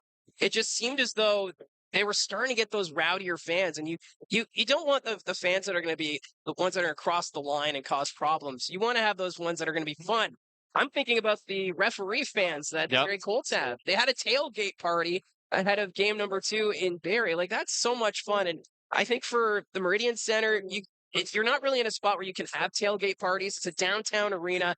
There's a bridge that you have to take from downtown St. Catharines because we're in the bottom of a valley next to the 406. So it's not the easiest facility to get to. And I almost wonder if that could be a reason why maybe fans are thinking, I'll come on the weekends when it's more of an easier time to get to the games and whatnot. But it is tough, especially when you do have some great hockey here, such as this. And that's a tough thing as well when you're the lower seed because the playoffs started on Thursday. So all those higher seeds, they're going to get their weekend games. They're going to get their regular days. Like for the Barrie Colts, for example, getting their Thursday date, getting their Saturday date, and that Thursday crowd, there were some empty seats. For the most part, it was sold out, but then that Saturday crowd was a pretty loud one at the Sadlin Arena. So then, of course, Niagara has to do the Tuesday, Thursday here, and then the two teams will rematch on Saturday at the Sadlin Arena. And if needed, we're back down here on Easter Monday.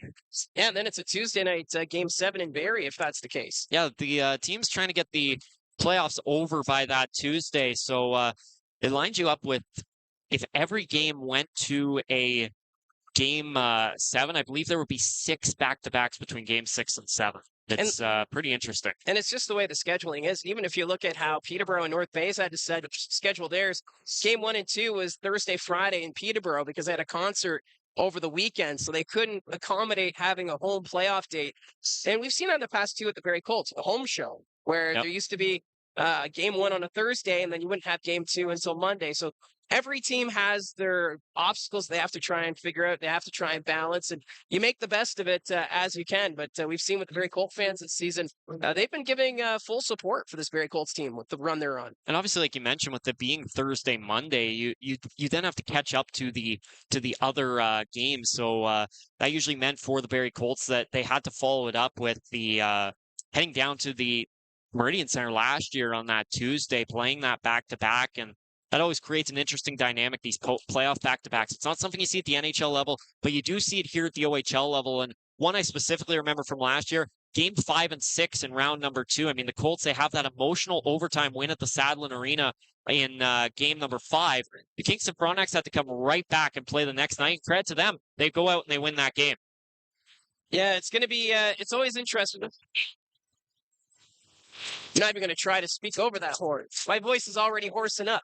But yes, so the two teams getting ready to come out on the ice, and it's always just the whole junior hockey dynamic, trying to figure in schedules. It's always a lot of fun, but it would be nice to see a little more fans here at the Meridian Center for a game such as this. Yeah, it was a decent crowd atmosphere in the first period. However, I think we do have to give credit to some of the IceDog fans. Even when Haushi Wang got that first shot, that kind of, the fake cheering for, hey, we finally got a shot, but that kind of got the crowd back into it, kind of got them back going. And obviously Barrie, they get the first goal, but credit to the IceDogs. They fought back right away, tying that game at 1, and just immediately got the crowd right back into it. Well, even with that scrap between Justin Hanser and Ben Reisnecker waving to the crowd, trying to get them into it. And right now, if the IceDogs are going to get the crowd into it, they need to find a way to limit the shots against, as it's right now 20-3 in favor of the Barrie Colts with that 2-1 advantage. Well, we're just about set for the second period of play here. Just about a minute to go. And we're going to get Gene Pereira on the broadcast here as we pass the mic over to him. Is he ready to go? He looks to be ready to go. Gene, you thought you were coming down here to do a baseball draft, and now you got to call a hockey game. Always happy to do hockey. And, pretty good opening period for the Barrie Colts. I think, good pressure up front. They got some good quality chances. And Niagara, again, this team just finds a way to hang on. But a big goal by Hemming there. And the Colts see if they can continue that energy here in the second period. Well, for Barrie, I mean, the shots right now 20-3 in favor of the Colts. And speaking to Dylan Smoswitz throughout the season, he's okay with the game starting with an 8-5 shot total on the road. But here for Barrie, they came out firing on all cylinders in that first period. Yeah, I think we saw in previous games, they kind of those first 10 minutes, they got off and then faded a bit. And I thought they cut the foot down on the pedal in that first period throughout that first period. And, that's the important. I think with Barrie, they can dominate at times when they're heavy up front. They put pressure up front. They did that in the first period, and now they need to continue that here in the second. The Barrie Colts are on the power play for the next 10 seconds. Cole Emerton going to bring it forward into the zone, trying to work around the defense. That was knocked down by Ray Smith, and he'll send it off the boards and right back out the other way. Emil Hemming up ahead for Cole Baudouin as Hao Wang is back out of the box, and we're back 5-on-5. Baudouin working in the zone, trying to get around a backhander save made by Yermolenko. Puck comes up to the point, back the other way. Patterson's backhander, knocked down by Emil Hemming, gets it across for Aitcheson. Hit off the skate of Mason Zafeski, and the puck will come back down the other way. Horebic leaves it there. Riley Patterson catching up to it first. Doherty looking to go back to the point. That was blocked. Emerton spins off of Doherty, getting it back to Cole Baudouin. Backhander across to the open Mason Zafeski. He'll come up the wing into the zone, just trying to push it down low while the Colts make changes. Zafeski knocked off the puck. Back the other way comes Patterson. He flips it through the middle. Glove down by Elias, and Patterson falls down, and the Colts are able to take it back the other way. Salandra drops for Wilmot. Has some space, getting it to the middle. Here's Gardner. He opened the scoring, trying to go back to the point. It's deflected and kicked by Elias, and now back the other way. Ryerson Edgar trying to catch up to it, but knocked off the puck by Von Richter. Jacob Monks sent into the boards. Edgar down low for Hayden Reed. Reed back to Monks. He'll shoot. Save made by Horebic. Eliason gets Reed tied up in front of the net. Wilmot gets it back the other way for Salandra. Joe Salandra to the middle, looking for the shot, blocked off by Wang. Down the corner, Monks looking to clear. Colts able to keep it in. Von Richter gets around Reed, going to step up, waits, fakes the shot, now will spin back. Von Richter down in the corner, behind the net for Ben Wilmot. Wilmot back to the point, Eliason. Played down low. Gardner couldn't get a touch on that one. It'll come around the boards, past Von Richter, and back to the point. Here's Salandra. Over to Von Richter. Centering pass. Wilmot, a deflection save made by Yermolenko. 19th save of the night for Vladislav Yermolenko, who has once again kept the IceDogs in this game. Von Richter able to spin off of Edgar. Gets it forward. Wilmot. That pass misses. Schneid goes out to the middle. Ball sends it right back into the Colts end. Wilmot gets it forward to Schneid. The wing into the zone. Colts making changes. Schneid spins back on Tiller. Fakes it to the middle. Now gets it down low. Calvin Crombie. Sent into the boards by Chromiak, but Schneid's able to get the puck back. William Schneid spins and shoots. That goes wide in the net of Yermolenko. Here's Passmore stepping up, sending it down low. Crombie upended by Chromiak. IceDogs trying to get it out and off. Overskates it, gets it back, and plays it to Chromiak. Getting it across. Chase Hall. Player that was acquired in return for Kevin He alongside 8 draft picks at the trade deadline.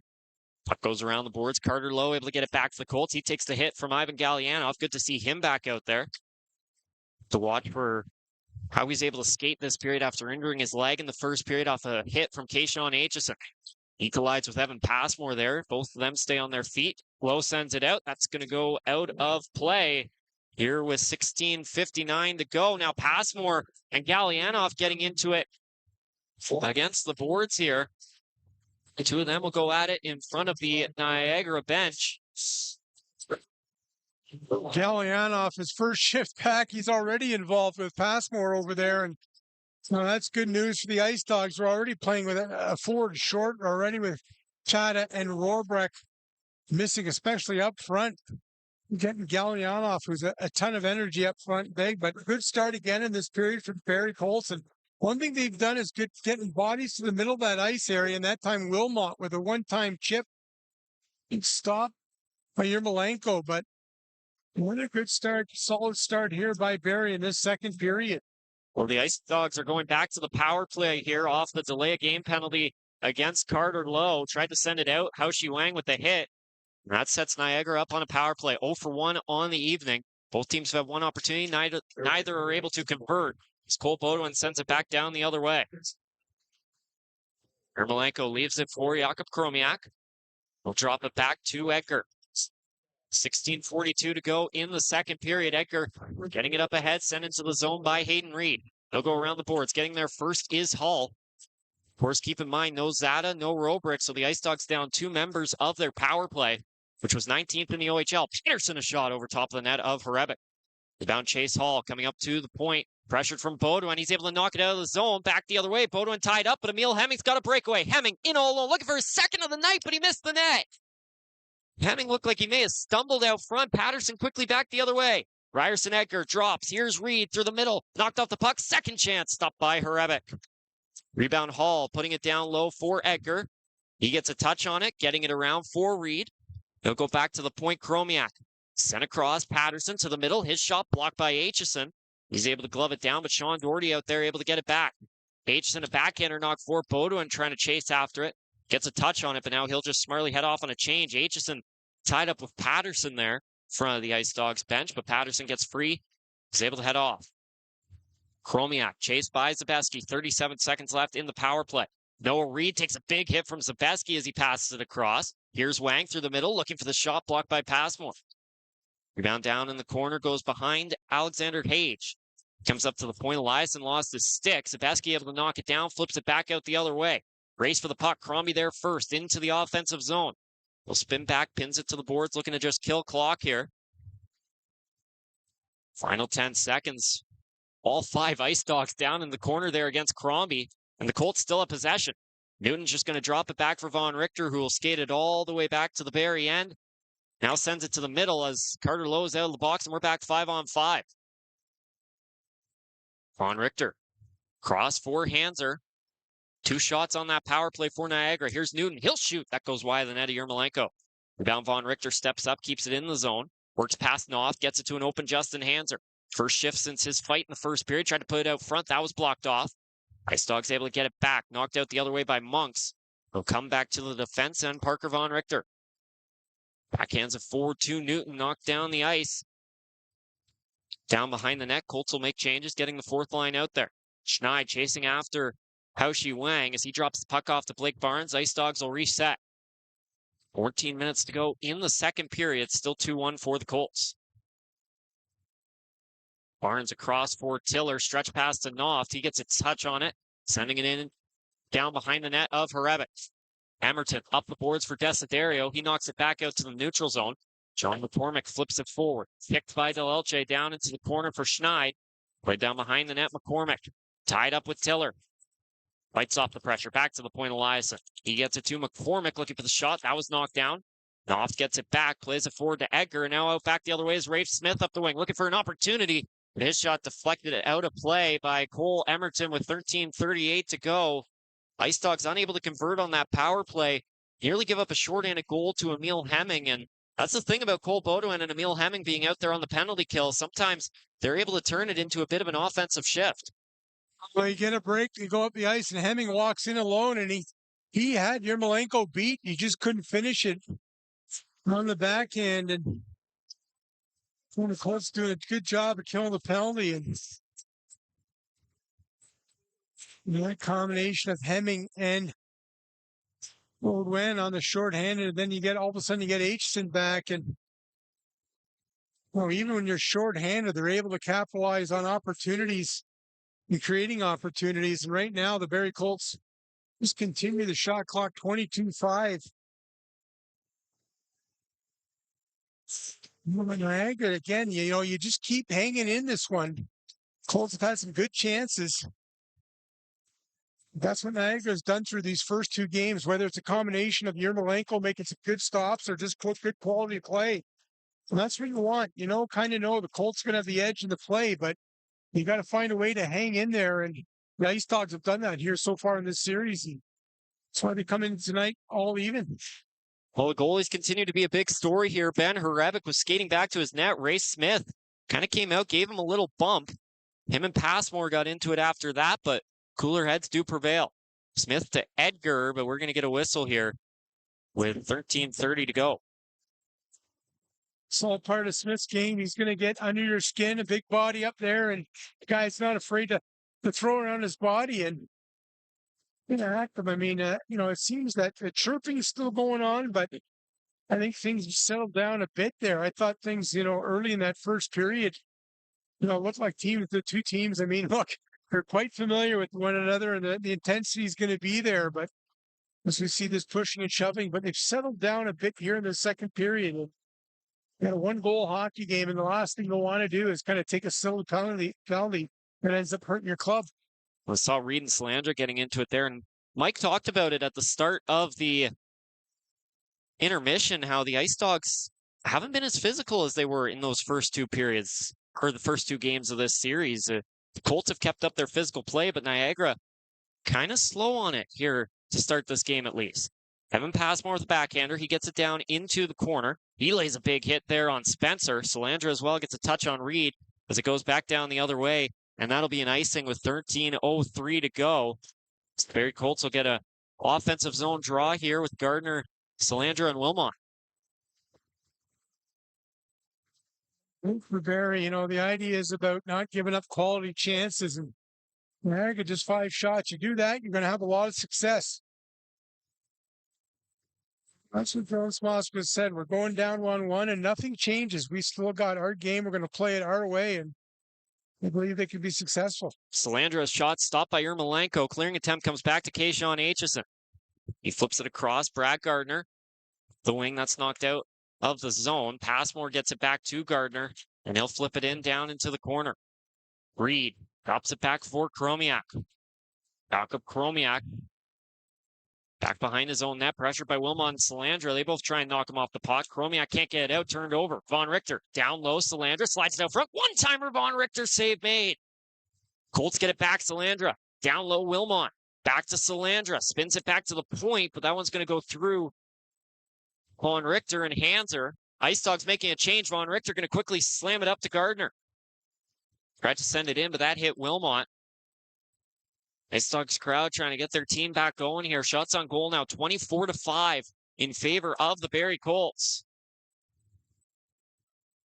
Spencer across for Barnes. Blake Barnes up the wing. Gets a touch on that one. It's Gallianoff pushing it into the Colts end. Hands are trying to get it back. Gallianoff knocks it down low to Reed. He's pinned to the boards. Baudouin for Hemming. Hemming knocks Gallianoff off of him. Plays it forward. Zabeski into the zone. Maybe numbers for the Colts. Pass across. Here's Baudouin to the net. Hanser, save made. Spinning shot from Zabeski blocked as well. Back the other way. Reed. That's Noah Reed able to knock it out of the zone. Gardner for Baudouin.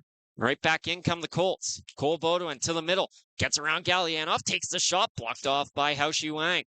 Hemming tried to keep it in the zone. Gallianoff knocks it down. Gets it forward. Noah Reed off the boards. Back into the Barrie end. Hrebeck out of his net. Plays it to Emerton. Colts trying to ramp up the pressure again. Justin Hanser came close to making it 3-1 if it wasn't for a big save from Ermolenko. Noft back into the Barrie end. Gets it down behind the net. Eliasson ties him up. Sends him into the boards. Page back to the point. Barnes looking for the shot. Blocked by Hemming. Puck goes down to the corner. Edgar tied up by Baudouin. Noft tried to get it to Hage. Knocked down by Hemming. Battle for it. Noft able to get it back. Judd Noff steps up. He shoots. Save made by Hrebeck with 10:52 to go. Eliasson and Edgar get into it out front. Ben Hrebeck hasn't been tested much here tonight, but nice save there. Clippers are just doing a good job of creating opportunities, and they're coming through in full force over the line. Plenty of support, whether it's in their own end or back end. These guys getting back. They're really limiting Niagara, and up front, they're creating opportunities. I'm talking to Dylan Smoskowitz after that loss in game 2, and yeah, they lose home ice. He says, but look, what's going to change? Nothing.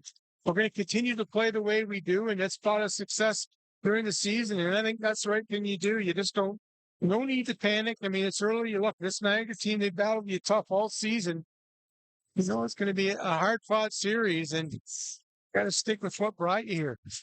Well, that's the thing as well about playoffs can change so quickly. I mean, the Barrie Colts are 3-0 at the Meridian Center, and as long as they take one of the next 2 games here, they get home ice right back. So no point in panicking 2 games into a series, really, unless you're down 2-0 as the higher seed. Chance out in front there for Hall, but that's knocked wide. Aitcheson playing it forward for Carter Lowe. Knocked back out the other way. Aitcheson couldn't get out. Chance for the IceDogs. Here's Patterson, a shot scored!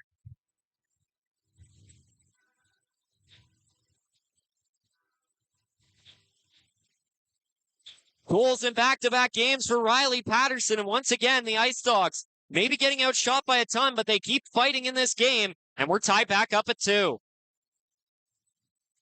Turnover the blue line, and Riley Patterson, I mean, he gave him the puck, and just like that, he pops in over the blue line, walks in, and just rifles one. Top corner, and Patterson just walks right into that face-off dot.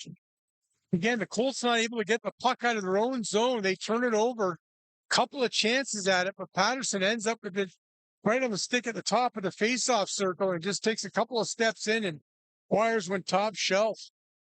Niagara really opportunistic on their chances, and it's all even.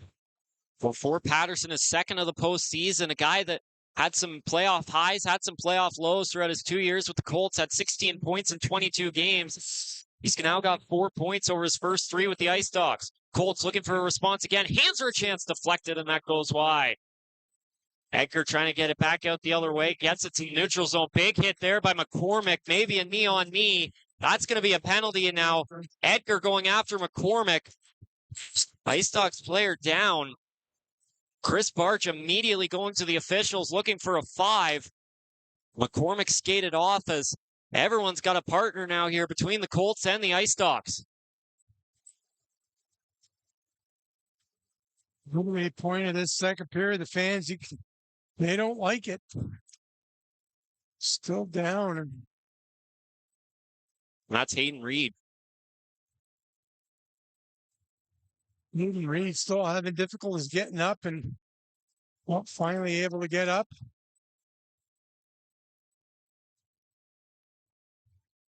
He's going to make it off on his own strength here. That's good to see.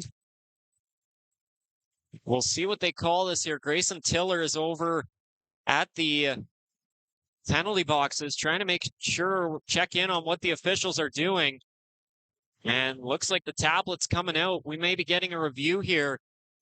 Jonah McCormick with a big hit on Hayden Reed there. Reed's still on the bench for now. A 5-minute major has been assessed to McCormick. The officials are going to look at it. We've yet to get a secondary angle on the Jumbotron. Automatic review here, and well, the good news, he's able to get right back up, and he's out there on the ice. On credit to Hayden Reed as well, because sometimes you'll see you go down on with an injury on a 5-minute penalty and you sneak down the tunnel there, but he's remaining out with his team. Good news, obviously, I think he's just fine. Won't want to see that. I mean, you know, obviously these two teams looking to be physical, but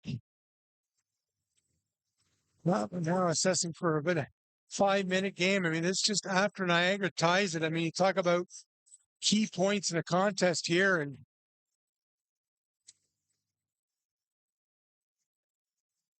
well, Reed did just go down the tunnel, so they are going to take a quick look at him. Still haven't gotten a second angle. They keep just showing Lightning McQueen on the Jumbotron right now, but the officials are still looking at it. This is Mike Poirier's favorite part of the broadcast, as he loves himself a long review.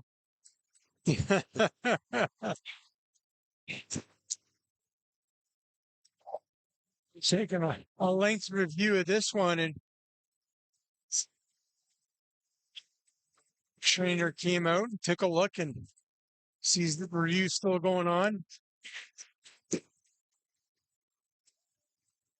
All this happening with exactly 10 minutes to go in the second period.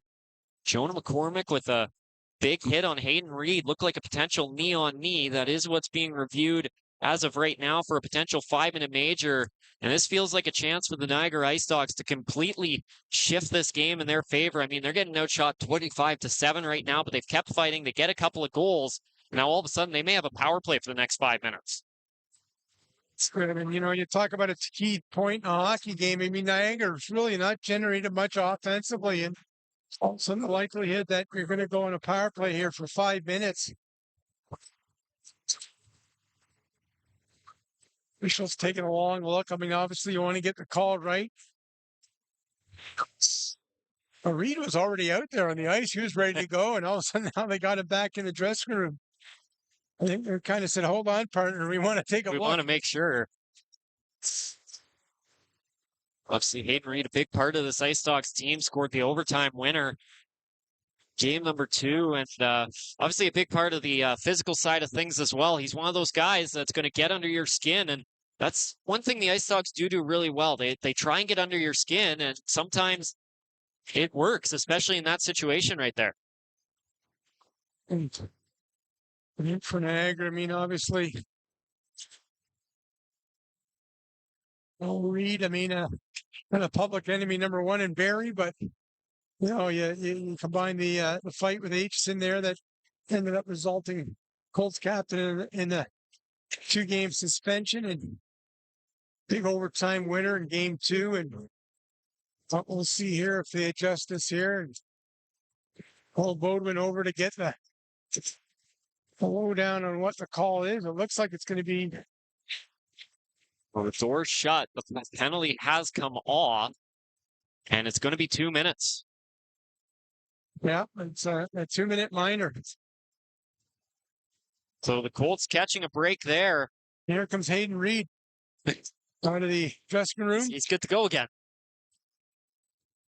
I was going to mention until he came back that he is part of this top power play that's already missing 2 players. IceDogs 0 for 2 on the power play, have an opportunity for their first lead of the night here. Reed's going to get sent off the ice. He needs to wait because he went down the tunnel with an injury. Yep. So Gallianoff will come out. He's going to take the face-off, in fact. Sometimes you'll see them just put the player right beside the bench and then head off, but Gallianoff's going to come out as the center as Reed was going to take the draw. These guys don't want to be dragged off the ice, right? They're ready and raring to go. Here's Edgar stepping up down low. No Reed.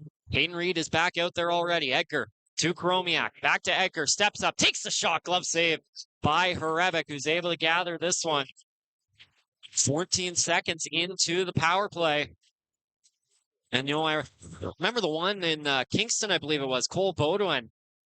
Going to stick to the face, and he was forced off. And that took a while to get him off the ice. Battlers, and look at the specialty teams for Niagara. I mean, they struggled so much during the season, right at the bottom of the league, but both the power play and the penalty kill. But come playoff time, these specialty teams are huge. Niagara's done a good job, much better job than they've done during the regular season. And it all goes out the window once that regular season comes to an end. I mean, everybody starts back at the start line, and it doesn't matter where you finished. And this Niagara team hanging tough here in this series. 7th best power play in the postseason, 13th on the penalty kill. Barrie Colts power play has had their opportunities, but at the same time, the IceDogs have shut down some critical power plays. Doing that 5-minute major in the last game. Edgar leaving it for Chromiak. Minute 30 remains in the penalty to Jonah McCormick. Chromiak drops it back to Riley Patterson. He's going to come behind his net and cool it down. Patterson for Chromiak. 9:20 to go in the second period. Chromiak getting it out to Ryerson Edgar. Edgar flipping it across Patterson. Patterson pinned to the boards by Von Richter, and Hemming gets that one loose and sends it back the other way. Colts will switch up the penalty killers. Baudouin and Hemming off, Lowe and Gardner on. Jakob Chromiak from behind his own net. He's going to take a skate, coming through the middle, still has possession, getting it into the zone. Reed catching up to it. That's Hayden Reed, knocking it back to the point. Patterson. Top unit remains out there. Patterson knocked off him and sent back down the other way, and now the IceDogs will switch it up. 45 seconds to go in the power play. Barnes from off the bench, and he'll start it up back the other way. Doherty, Hall, Hage, and Wang will join him on this second unit for the IceDogs. Puck down the corner, Wang. Played around the boards, Gardner. Knocks it down, puck comes up the wing, Barnes. Tried to backhand it back. It's going to play off the boards and out of the zone. Page will get to it right after and resets it. 20 seconds left in the penalty to McCormick. Sean Doherty with possession. He'll drop it back for Barnes. 8:15 to go in the second period. Barnes up the wing, getting it across. Here's Hall. Up the wing, waiting. Had possession, nearly lost it as the puck goes down into the corner. 5 players in there. Wang gets it loose. Back to the point. Barnes overskates it. Puck will come out of the zone. That's going to do it for the power play. McCormick back out. And we're now 5-on-5. Rebick around the boards. Aitcheson knocks it forward back to the neutral zone. Hao-Shi Wang sending it right back in for the IceDogs. Getting there first is Smith. Got a touch on it. Zabeski gets it back, plays it off the boards and out of the zone. Grayson Tiller sending it right back in for the IceDogs. Wilmot takes a big hit from Gallianoff. That'll get the crowd going. Back the other way come the Colts. Crombie knocked off the puck, and here comes Ray Smith up the wing. IceDogs looking to take the lead. That shot was blocked, and the Colts are able to get it back. Eliasson turned over. Smith puts it down behind the net. Aitcheson able to get it back, tied up by Monks. Eliasson now backhanded forward, getting it up ahead to Wilmot. 2 left-handed shots out there for the Colts on the back end right now. Crombie with a hit. This puck goes back down the length of the ice, and that's going to be an icing with 7:10 to go. Chris Parch not happy about the call. Don't think he thinks it got far enough into that corner. What a tight hockey game. And, talking to the Barrie Colts throughout the year, one thing they kind of repeated is that, look, I mean, in a tight situation, we're really comfortable.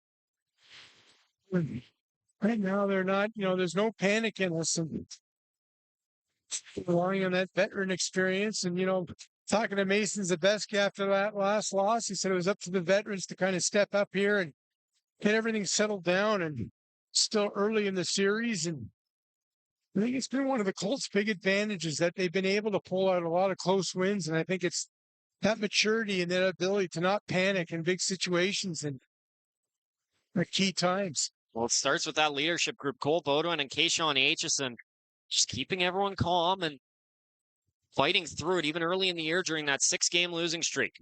Here's Beaudoin into the zone. The icing got negated, so it came back to center ice. Puck knocked down. Salandra behind the net gets a shift up with the top line with Zabeski out on the penalty kill a minute ago. Emerton, Beaudoin a shot, blocked away by Yermolenko. Rebound was there. Hayden Reed chips it around the board. It's going to remain in. Noah Reed looking to clear. Hit off the glove of Emerton and back out to the neutral zone. Emerton across for Hanser. Gets it ahead for Beaudoin. Takes a big hit from Hayden Reed. Takes him down. Bromiak spins it off the boards and back out the other way. Hanser gives a shot to Noah Reed. Now gives another one to Edgar as the puck sent into the Colts end. Rebick to Hemming. Knocks it down. Gives it back to Cole Emerton. Edgar coming in from behind. Nearly able to force the turnover. Here goes Hemming through the middle. Couldn't get past Doherty. He knocks that one down. Off to Doherty. Maybe a 2-on-1. Sean Doherty across for Patterson, but that was behind them. Riley Patterson has the most recent goal tying us up at 2-2 in the second period. Shot clock currently reads 25-8 for the Barrie Colts.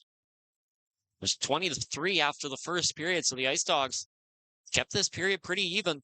Not a lot of shots for either side. Wang behind his own net.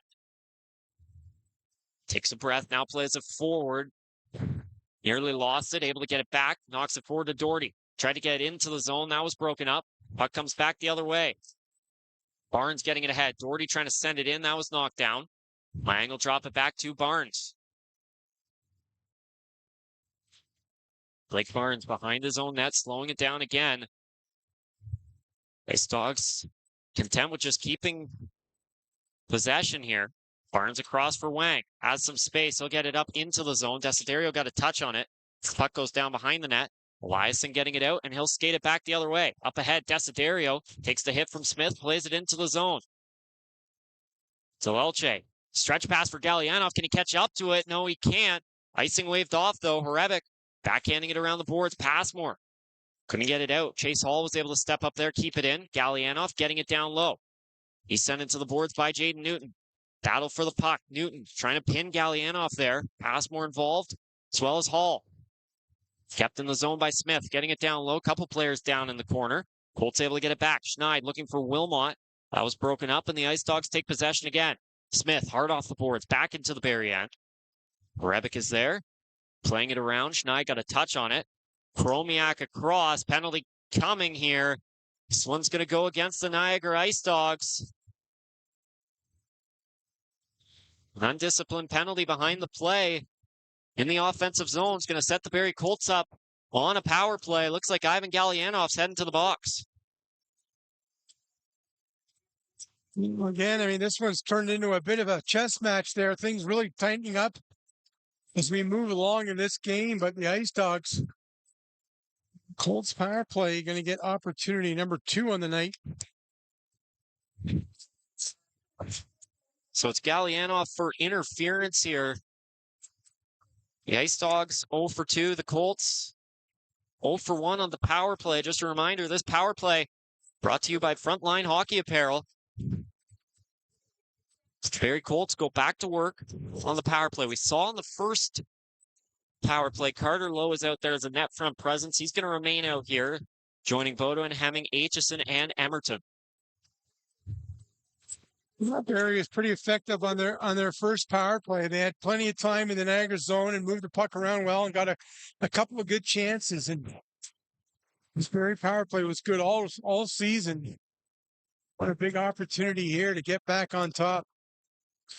3rd in the regular season, 4th in the playoffs on the power play. Barrie 0 for 1 on the night, looking for a power play goal to take the lead. Emerton to Carter Lowe. Down low, Hemming fights off the pressure, trying to put it out front, intercepted by Patterson.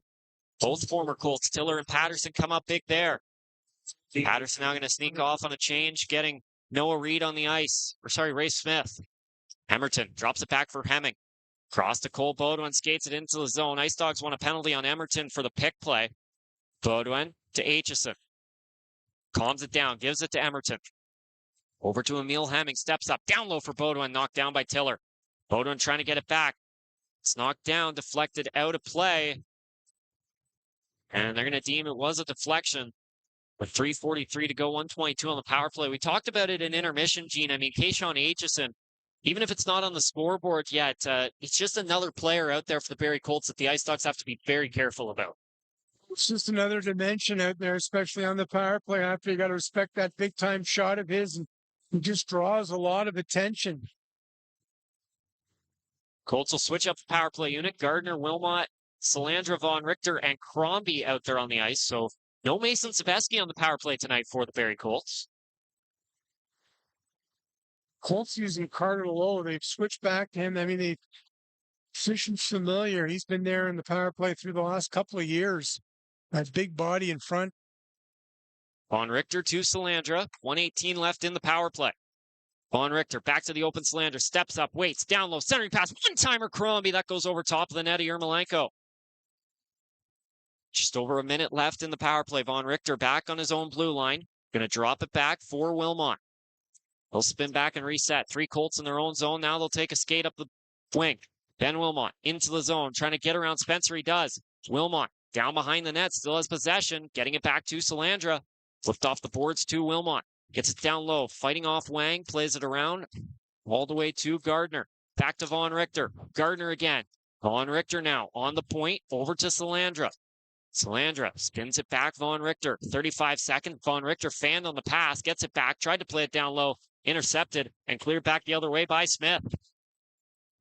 2:50 left in the second period. We're tied at 2. Brad Gardner into the zone. Colts power play looking for a goal here to take their 3rd lead of the night. Puck in the corner. Crombie knocks it down. Gardner able to keep it from coming out. Cross. Aitcheson, one-timer, scores! Kashawn Aitcheson's got his first of the postseason. And the Barrie Colts, they have their 3rd lead of the night. It's 3-2. Well, again, that big time shot on the power play. They're always looking for Aitcheson, and that time somehow that puck found its way across that center of the ice. A couple of bodies there, and Aitcheson, the one-timer, goes upstairs, and big guy's return. Welcome back, Kashawn Aitcheson. This good work down low by the Colts here, and a quick pass by Gardner. Hey, what do? You find the big guy, right? And Gardner does, and a one-timer by Aitcheson, and the Colts back on top. Well, and Aitcheson had just came on the ice there, so the IceDogs may not even have realized he was out. Aitcheson's first of the playoffs comes in his first game. The Barrie Colts lead 3-2.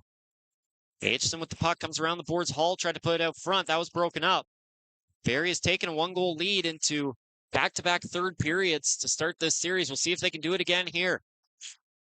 Goes down behind the net. Hrebeck out. Tried to play it to Aitcheson. Turned over. Hall trying to put it out front. That missed pass. Moore goes back to the point. One-timer Tiller save made by Hrebeck. Rebound Patterson stopped again. One-timer Chromiak off the bar. Jakub Chromiak coming close to tying the game. Here comes Bodo and back the other way for the Colts through the middle. Gets it out. Here's Hemming. Has space. Waits. Shoots. And that missed the net. Puck's going to come out the other way. Justin Hanser there for the Colts. Brad Gardner will get the assist on the Aitcheson power play goal.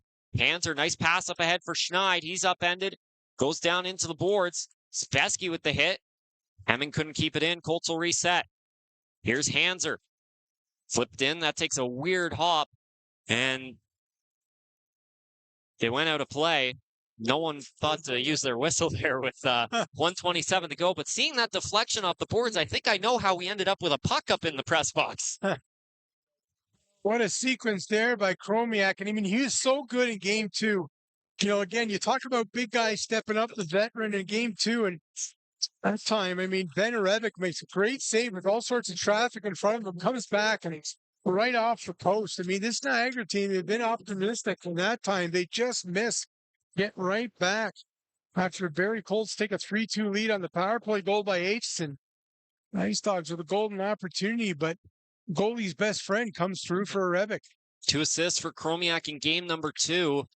May have had another one there depending on who got the deflection as Hanser knocks that one out of play. But for the IceDogs, you got to give them credit. I mean, every time the Barrie Colts have scored, they've fought back right away, trying to get back into the game and tie it.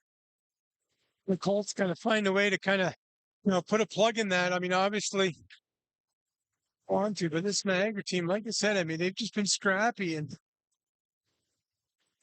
Chromiak's a fun player to watch. I mean, what a great veteran. Well, the Kitchener Rangers had 4 overagers. They had to get rid of 1. And the IceDogs lucked out. Schneid a chance. That misses the net. Puck comes back to the point. Hanser getting it to Crombie. It's knocked down. Schneid played down to the corner. Lowe trying to get it loose. He's taken down. Final minute of the second. Schneid knocked down. Puck goes to the corner. Noft barely turned over. Puck goes down behind the net. Wang plays it around for Barnes. Hit by Schneid. Hanser keeping it in. Battle for it. Schneid back to the point. Carter Lowe waits. Sends a shot. Knocked down by Wang out in front. Judd Noth on the rebound. Nice backhander forward to Ryerson. Edgar past the defense and in all alone. Here comes Edgar on Hrebeck. What a shot, but off the post. Colts able to get it back. Parker Von Richter. What a look there for Ryerson Edgar. The IceDogs rookie showing his talent. Here's Crombie a chance. Stopped by Yermolenko. He's going to play it. No pressure from the Colts. 20 seconds to go. IceDogs going to calm it down and take one final rush. Chromiak to Patterson. Through the middle to the outside. Hayden Reed steps up, takes the shot wide of the net of Hrebeck. 5 seconds. Gardner looking for Wilmot. That misses, goes down the ice, and deflects into the Colts bench with 1.2 seconds to go. But man, oh man, Ryerson Edgar, what a look there. Well, what an absolutely beauty move going to the backhand, the young forward. And I mean, just right off the iron. I mean, he had a Hrebeck beat trying to get across there. And wow, was that close? 2 posts, 2 crossbars for the Niagara Ice Down after Barrie gets that go-ahead goal. Ben Hrebeck's best friend. He's doing some work here. I mean, I don't think Ben wants to leave that net. Well, he certainly owes that side of the post a couple of taps after the last couple of shifts from the IceDogs. Ramping up the pressure. Gardner looking for a shot off the draw. That's blocked. Passmore will go at it out front. Looks like cooler heads are going to prevail. Chromiak comes loose, and that's going to do it for the second period of play between the Barrie Colts and the Niagara IceDogs. And now Hrebeck and Yermolenko collide with one another. Those two get into it. Mike and I mentioned it before, the Colts getting under the skin of Owen Flores last year. They've done it again with Yermolenko here. It's the 2 netminders go at it. Yermolenko still chirping at the Barrie bench. Looks like the IceDogs are heading off the ice. Everything's going to close up here, but as that does it for the second period of play, It just doesn't seem to stop between these goaltenders. Well, Yermolenko, I mean, it's just wound up. Oh. And I mean, earlier we almost saw a goalie fight between the two goaltenders. And again, it's not, this ain't two ships passing in the night. I mean, these two are kind of determined, and that's the last thing go on. I mean, you don't want your goaltenders to get any kind of, suspended or so on, but I'm telling you, Yermolenko, he's fun to watch back there. I mean, whether he's pushing Colts forwards or standing in front of the net, or he's chirping at him, and I'll tell you, I mean, he must be interesting at breakfast. He's wound up, I think, right from the time he wakes up, and just, I mean, it's just a fun guy to watch. Outstanding goaltender, and not a guy afraid to kind of put his opinion out there. Well, I mean, unfortunately for us, I think if the two of them were to fight, it would end in suspension. So I doubt either of them are going to take that chance. But another strong period for the Barrie Colts, and it came down to one of the captains, Kashawn Aitcheson, finding the back of the net, his first of the playoffs. And it took him a while to get going there, but when he got going, that beautiful one-timer strikes again. Yeah, I mean, your power play coming through is key, right? In special teams, and you want to win that battle. I think for the Barrie Colts, this was a lot tighter second period. I think I think both teams kind of checked in. I mean, at a point you realize, okay, we got to make sure that we don't take silly penalties, and we got to make sure that first and foremost, we're not giving up quality chances. And I think you saw things a lot tighter in that second period. But the Barrie power play, which I think has been good tonight. I mean, they've been moving the puck around. I think. Sometimes you think get a little bit too cutesy, but what happens? Gardner gets the puck at the blue line. Hey, you spot the big guy, right? And he's got the one-timer, brings down the hammer, and you can see by his reaction. Kashawn Aitcheson wants to be a factor in this game, and talking to Dylan Smoskowitz about what's it like with Kashawn, sitting out 2 games, and he says, he just kind of started laughing. I mean, obviously you want to be in the game, and Kashawn Aitcheson gets back, and he's determined to be a factor, and he comes up with a big goal in that second period. Well, on the IceDogs side of things as well, we talked about Jakub Kromiak, and I mean, the IceDogs, they were 7th in the Eastern Conference. Doesn't really seem like a team that should be buying at the trade deadline, but that was a move I kind of didn't mind. I mean, they needed defense. Kromiak was a guy, it was a rare situation where a really good player was available, and you knew he was going to be cheap because the Kitchener Rangers didn't have any leverage. They had to move one of those guys out by the trade deadline. I mean, bringing him and Wang in, on their blue line, obviously, those are 2 veterans, 2 key parts. You had Grayson Tiller back there, and again, I mean, this, Niagara defense, it looks a lot better. I still don't know, to me, I'm from the old school that you either go for it or you rebuild, right? And you move and you're giving up some picks in that. But hey, credit, I mean, you bring in 2 veterans, and, Kromiak's such a guy. He's so smart out there. And look, Kitchener, all of a sudden, I mean, talk about an embarrassment of riches on the back end, right? You get an NHL player back, and all of a sudden Kromiak becomes in. One of the things I love him is just, the message that if you watch him out there, he's so calm. He doesn't panic with the puck. And look, you got the younger guys watching that, right? And the Reisneckers and all that watching a guy like Kromiak out there. And he's just so smart. And it's the little plays. He doesn't have to do too much. And, I mean, again, I'm a big fan of his. And, seeing the impact he's had in these last couple of games, I'm not surprised. And, look, I mean, these big guys, they really have to step up for Niagara because, obviously you been missing Rohrbrecht, but now you got Chad out for a couple of games. So guys got to step up, and those 2 veterans, Wang, but especially Kromiak, have done that. Well, I can confirm the Barrie Colts will be going to the power play at the start of the 3rd period. Vladislav Yermolenko has been assessed a 2-minute minor, but while we have a moment in intermission, we're going to send it off to the OHL news with Terry Doyle.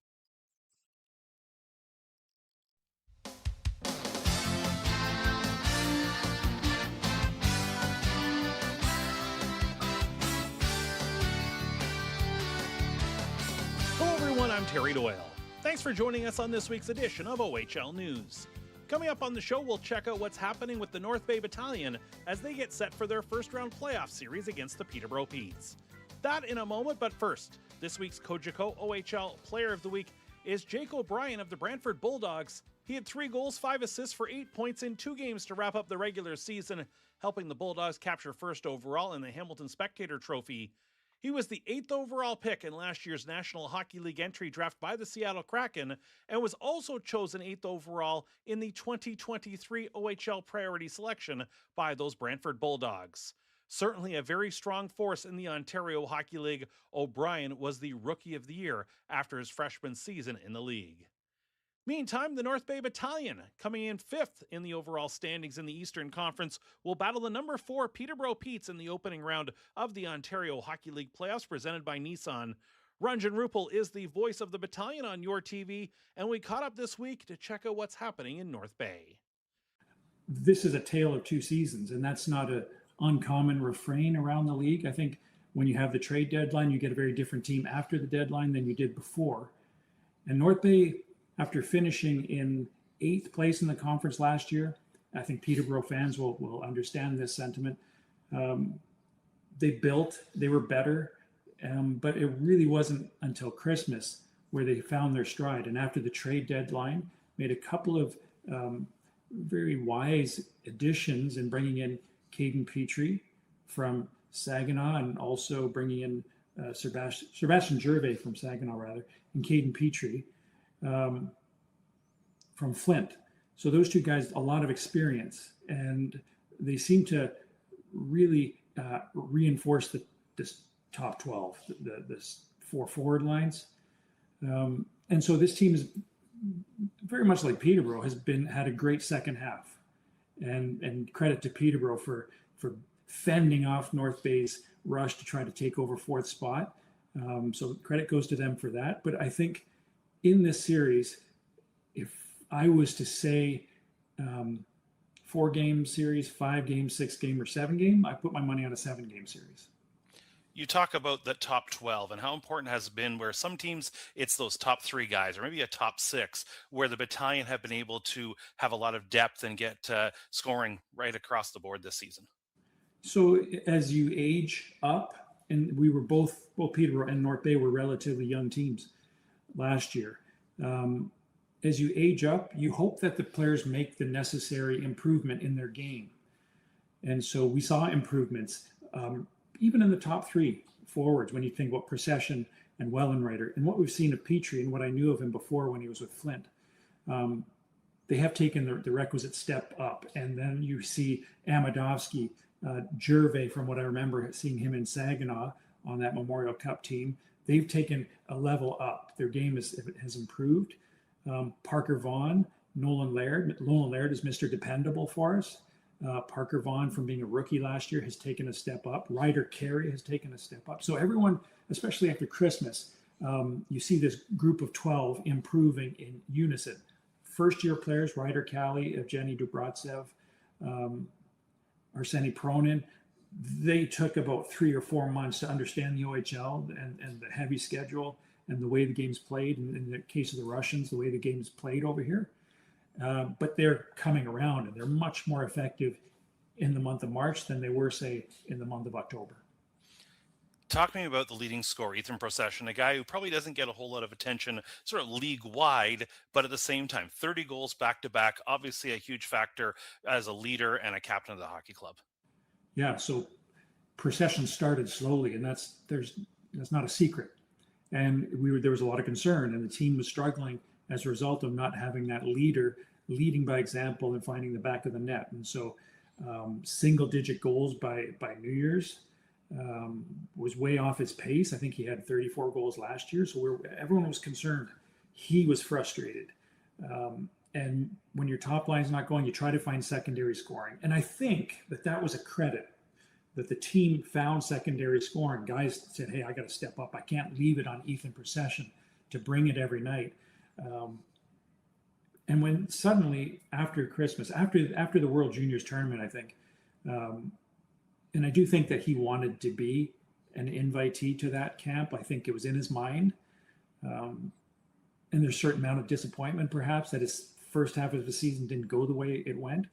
And that's probably the same case in many 19-year-olds in the league, that they, at the back of their mind, they entertain this idea that they're going to be invited to World Juniors. But it didn't happen. After the tournament ended, it, to me, was like a switch was flipped, and he became a dominant player, the dominant player that we expected. He became a workhorse. I would say shades of 12 years ago, Barclay Goodrow in his game, just his professionalism, preparation. He must have his heart muscle must be 3 sizes normal man's heart muscle, because it can be back-to-back games late in the third period, tight game, and he is still giving 110% and being very effective at both ends of the ice. 21 goals for possession in the 2026 portion of the schedule. So it really shows the strong second half he had. So Peterborough, North Bay, these teams battled right down to the wire, really, for home ice advantage in this first round series. Peterborough ended up with home ice, as you're going to call games in this series. What jumps out to you? What are you looking forward to seeing in this battle? If you look at the season series, North Bay picked up 7 points of possible 8. I don't put a lot of credence into that, because when you look at each of the games, they were tight games, very close. Peterborough was in all of them. When you look back at 2023, when Peterborough won the Eastern Conference, they won it at Memorial Gardens. That was a season where North Bay had dominated the regular season. So the regular season doesn't matter, particularly if coaches can make the adjustments that they have to make as the playoffs go on. These are 2 very evenly matched teams. I think North Bay can build some confidence out of the fact that they've won at the PMC in a hostile environment this year. You know how the OHL standings are like an elevator, and teams are at the top together. They sort of bottom out together, and then they rise together. I think North Bay and Peterborough are in sync. That was Ranjan Rupal, the television voice of the North Bay Battalion. The final regular season OHL Power Rankings see the Brantford Bulldogs number 1, Kitchener Rangers at 2, the Ottawa 67s move up 1 spot to 3, the Windsor Spitfires up 2 spots to number 4, while the Flint Firebirds round out the top 5 at number 5. You can see the complete OHL Power Rankings at OntarioHockeyLeague.com. That's going to do it for our show this week, and our final show for the 25-26 Ontario Hockey League season. I'm Terry Doyle. Thanks for listening to OHL News.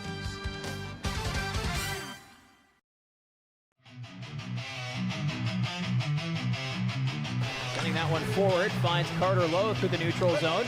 Lowe waits, takes the shot, kicks aside, rebound, scores! Oh, Bodwin!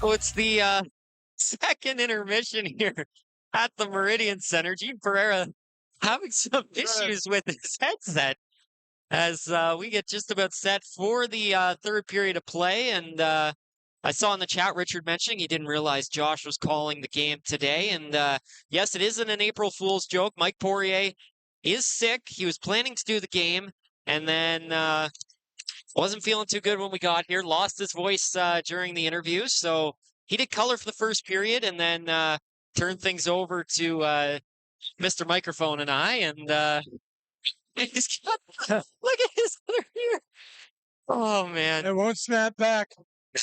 Anyways, if anyone else wants to add to the conversation, the chat is open, and we're more than happy to answer your questions. But it is a busy day in the OHL.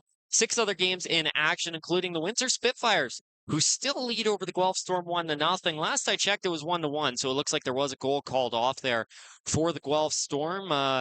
North Bay Battalion with a big response after losing to Peterborough in game number 3. They're up 3-0 on the Peterborough Petes after the second period of play into the third period in that one. 3 straight goals from the Sudbury Wolves, including 2 from Chase Coughlin in the second period. They're taking a 3-2 lead into the third period there against the Brantford Bulldogs. Ottawa completely shutting down the Kingston Frontenacs right now. 10 shots against, no goals against. Scores 1-0 thanks to a goal from Spencer Plows after the second period. Kitchener and Saginaw tied at 2. Bodie Stewart with the game-tying goal there for the Spirit. And at the end of the second period, the London Knights have a 2-1 lead on the Sioux Greyhounds. It's Evan Van Gorp with a penalty shot goal for the London Knights there. But looking up top there, the Sudbury Wolves up 3-2 on the Brantford Bulldogs. I mean, obviously the Brantford Bulldogs heavy favorites in that one, but the old saying goes, you're not out of it until you lose a home game. And the Sudbury Wolves looking to win their first game at home in the series there. Well, they played well. I thought even in game 2, they're right there with the, and it just goes to show you that come playoff time, you get it, you get a system, you get, and first and foremost, the best way to win hockey games come playoff time is keep the puck out of the net and play that defensive zone, and teams going to different coverage, much more responsible. And, credit to the Wolves. I mean, they got some talent there. They get back on home ice, you get a crowd on home. And right now in a good situation with Brantford, they can find a way to get this first one. That's going to be an interesting game 4 back in Sudbury at the old barn. Well, looking at our games, actually first and note on that Sudbury Brantford series, both teams are in the middle of building new arenas. So there was a ton of parking that was taken out for both arenas. People had to find other places to park. There was over 300 parking spots taken out at the Sudbury Community Arena today, including the spot we always go. So luckily we're not in Sudbury today because we would have been finding a new parking spot. Yeah, I mean, I'll be happy. We're not going to December. I mean, there's, we did a lot of that in November, but, again, I mean, a great series. And look, there's a lot of good. You look at, Ottawa, Kingston. Ottawa 1-0 in that game. And, it's tight. But again, 10 shots from Kingston. I mean, you're not going to win hockey. They got to find a way to get the puck to the net. Well, you look in our series here as well. I mean, the Barrie Colts outshooting the IceDogs 27-9. And, credit to Niagara as they have fought back in this game, and they've kept getting back into it. Kashawn Aitcheson, the most recent goal, made it a score of 3-2 between the Colts and the IceDogs here. But for Niagara, recently, a couple of undisciplined penalties costing them. Ivan Gallianov takes an interference call in the offensive zone, and then at the end of the period there, Vladislav Yermolenko, a bit frustrated with his period, just decides to bump into Ben Harebic. The officials say, you know what? That's enough of that. We're going to call that. And now the Barrie Colts could take advantage here and have a 2-goal lead early in the third period. Look, I mean, I know that's part of Yermolenko's game. He's always chirping out there and always kind of getting involved, pushing, shoving players in front of him. But, again, I mean, here's an opportunity to start the power play. Your team's down by a goal, and all of a sudden you give a really good power play another opportunity and to start off the third period. But, I mean, that's the discipline factor. You want to stay away from that. And now the Colts need to take advantage of this and make them pay. Yeah, so it's Yermolenko for unsportsmanlike conduct. And looks like Ray Smith may be heading over to serve that penalty. Of course, you can't put Yermolenko in the box. I don't know if Carter Lowe over there giving Desiderio a hug. I mean, Well, the Barrie Colts have talked about in a lot of their interviews that, this team is so well connected and everyone seems to like each other. I mean, Dylan Smoswitz said that after their road trip to Saginaw, it felt like if those guys could have stayed on the bus for about 3 more hours after they arrived at the Sadlin Arena, they would have just stayed on and just had loads of fun. And, Gabriel Eliason telling me earlier this year, I mean, even off the ice, these guys hang out all the time and they just have loads of fun together. Yeah, it's a close group. And I mean, that's key, in that room and, being tight because you're going to support one another. But again, one of the things I really like, Josh, and we saw the team come into the rink tonight, and a lot of them had that game business-like look. I mean, they're ready to do business here, and they come in and it's pretty solid opening 40 minutes. Well, they had their game faces on, but they were still nice enough to say thank you to the doorman, Gene Ferreira, that held the door for the entire team. Colts on the power play, brought to you by Frontline Hockey Apparel here to start the third period as Ray Smith sends it back the other way. And that's going to go down the length of the ice. Yermolenko to the box for unsportsmanlike conduct, served by Ryerson Edgar at the end of the second period. Barrie Colts power play 1 for 2 on the evening, converting on their last chance. The guy that scored, Kashawn Aitcheson, has the puck. He gets it back to the point for Cole Emberton, sent down low for Aitcheson. Down low, Bodwin for Hemming, stopped by Yermolenko, and the puck goes on net there. Colts jamming away at it. Puck was loose. Bodwin will knock it into the net long after the whistle, as the Colts coming close there. Well, again, the Colts just getting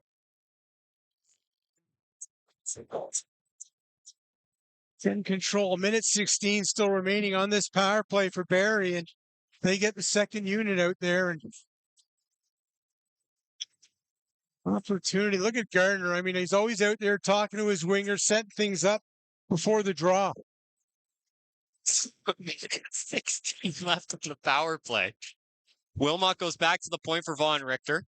Getting it to Salandra. Centering pass. One-timer Gardner. Save made by Yermolenko.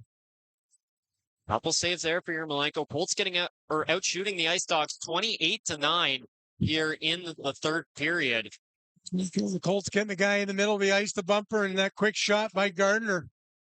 Yermolenko right there to make all that one in. Was the last meeting between these two teams.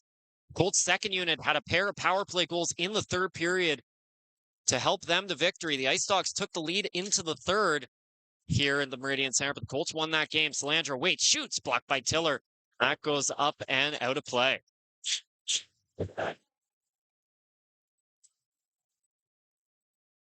Well, the IceDogs quick changes here. 54 seconds remaining, and Smith giving Wilmot a shot, and he's going back at him. Crombie's going to get in there, and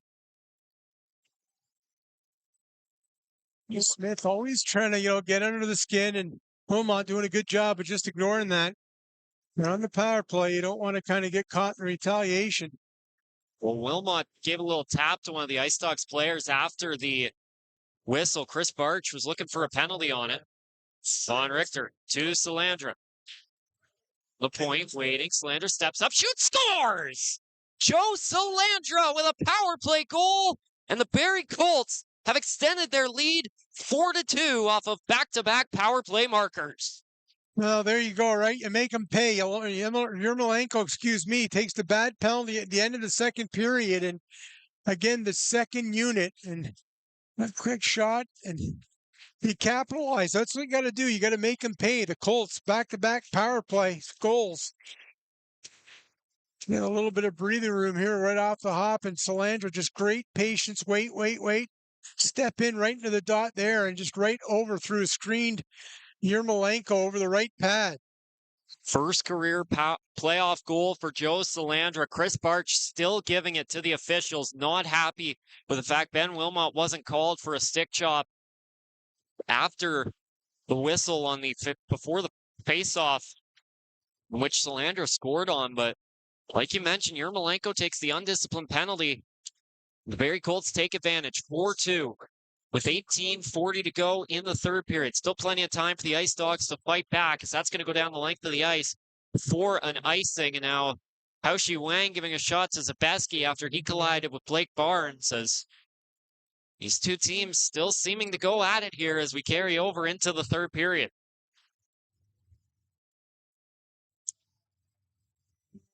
Fans getting active there, and for Barrie now, you get a little bit of insurance, and they've played well in third periods all year, and looking for another big one here tonight in a key game. 18:34 to go. Be careful with my water there, Gene. That's my last one. You can't. Josh is taking up the whole press box here. Here's a shot blocked. Doherty, a chance save made by Hrevik. Puck across for Wang. That missed. Zabeski looking to go back the other way. Knocked forward. Barnes got a touch on it. Doesn't go out of play. Bodwin knocks it down. In the corner, Emil Hemming trying to play it around. Doherty will flip it out of the zone. Back down the length of the ice, chasing after it. Hayden Reed trying to get there. Hrevik gets a touch on it. Puck goes up in the air behind the net. Aitcheson able to get it back for the Colts. Trying to go through the middle. Bodwin kicks it. Puck comes out of the zone, going back down the ice. As the Niagara IceDogs reset, Barnes around the boards. Haoshi Wang. Zabeski chasing after him. Wang gets past him. backhands it forward. That misses Reed, goes ahead now, maybe a 2-on-1 for the Colts. Delelche is going to get back. Crombie a shot, stopped by Yermolenko. Rebound, Carter Lowe, sent to the net, save Yermolenko. Puck loose, Crombie jamming away at it. Couldn't find the back of the net, though. Barnes up the boards, kept in. Hands are laying the hit on Hall, and now the Ice Dogs able to knock it out of the zone. Lowe turned over. Here comes Chase Hall back into the zone. Hall trying to work around Lowe. He's able to get it down to the corner. Hall going to spin back. Hands are coming after him. Sends him into the boards. Lowe able to get it back. Sending it across for Crombie. Gets a touch on it. Knocks it into the zone. Crombie now trying to drive the net. Fights off Delelche. Centering pass. Here's Schneid a chance. That goes over top of Yermolenko. Crombie gets it back for the Colts. To the point. Von Richter. Across for Elias and fighting off Smith. Set to the net. Schneid couldn't knock it down. Chromiak looking to clear. Gets it back out to the neutral zone. Elias into Emerton. Just over 3 minutes gone by in the third. That's turned over. Rafe Smith on the forecheck, able to get the puck back for the Ice Dogs, and he is sent hard into the boards by Crombie. That's going to be a penalty, but Gallianoff going after Crombie. He's going to drop the gloves, not giving Crombie a chance to respond, taking him down to the ground. Big response from Gallianoff off that big hit. Ice Dogs player down against the boards. Penalty coming to Crombie. We'll see if there's any extras off of this fight.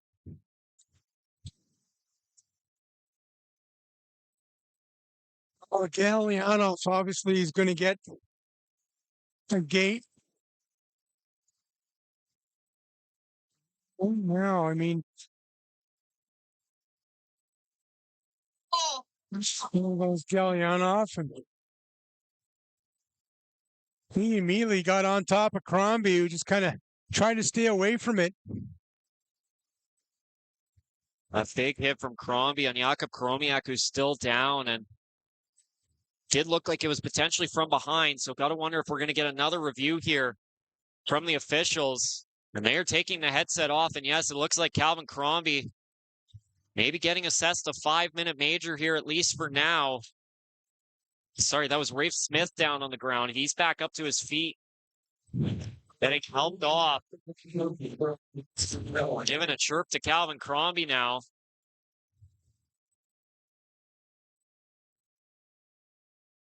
Smith pointing at center ice. We're talking to Crombie. I think he's challenging him. So next time, come out here and.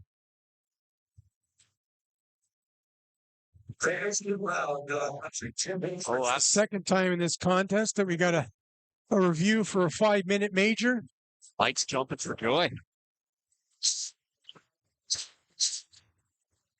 Crombie in the box for 5 minutes as of right now as they are reviewing, checking from behind call. There is nothing up on the boards for Gallianoff, so I wonder if maybe we'll have to see if he gets anything for the instigator at all. It's obviously one of those things in junior hockey especially where obviously Gallianoff there trying to stand up for his teammate, but you got to be careful and not negate that power play that the Ice Dogs are going to get here. Because once again, potential turning point.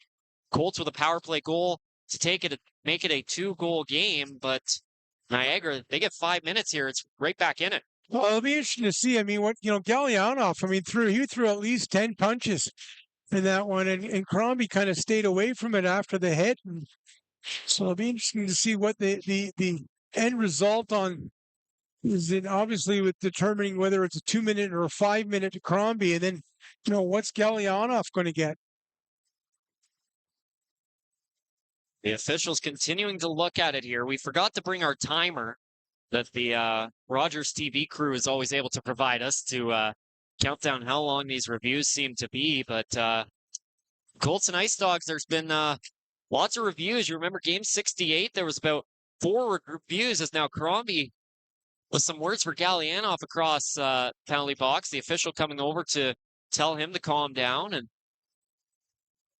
wondering, Tammy asking about Carter Lowe, why he's got the face mask. If you'll remember, he got suckered in one of the final games of the regular season, and he ended up having to leave the game for some dental work. And I was coming out of the rink that night, and he was just pulling up in an Uber, I think, after coming from getting some dental work done. But Like I said, these guys, tough to keep him down, and he gets on the shield and gets some work done. And I think it's continued.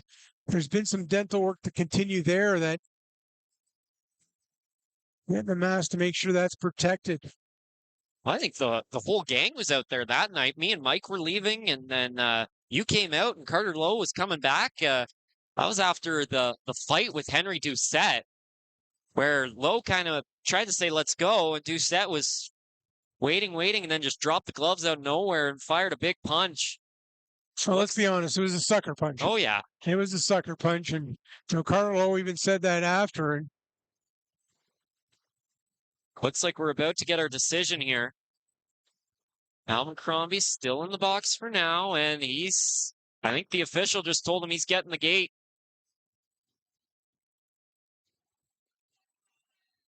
Five minutes up on the board. Calvin Crombie is heading off. And he's going to head down the tunnel, so his night is done. And the Niagara IceDogs are going to go 4-on-4 for the next 2 minutes as Ivan Galyanov does get a 2-minute minor. Rafe Smith is now back on the bench for the IceDogs. So we'll go 4-on-4 for the next 2 minutes, and then it'll be an IceDogs power play for 3 minutes. Jonah McCormick coming over to serve it. Galyanov a little bit fortunate there that wasn't a double minor or even a fighting himself.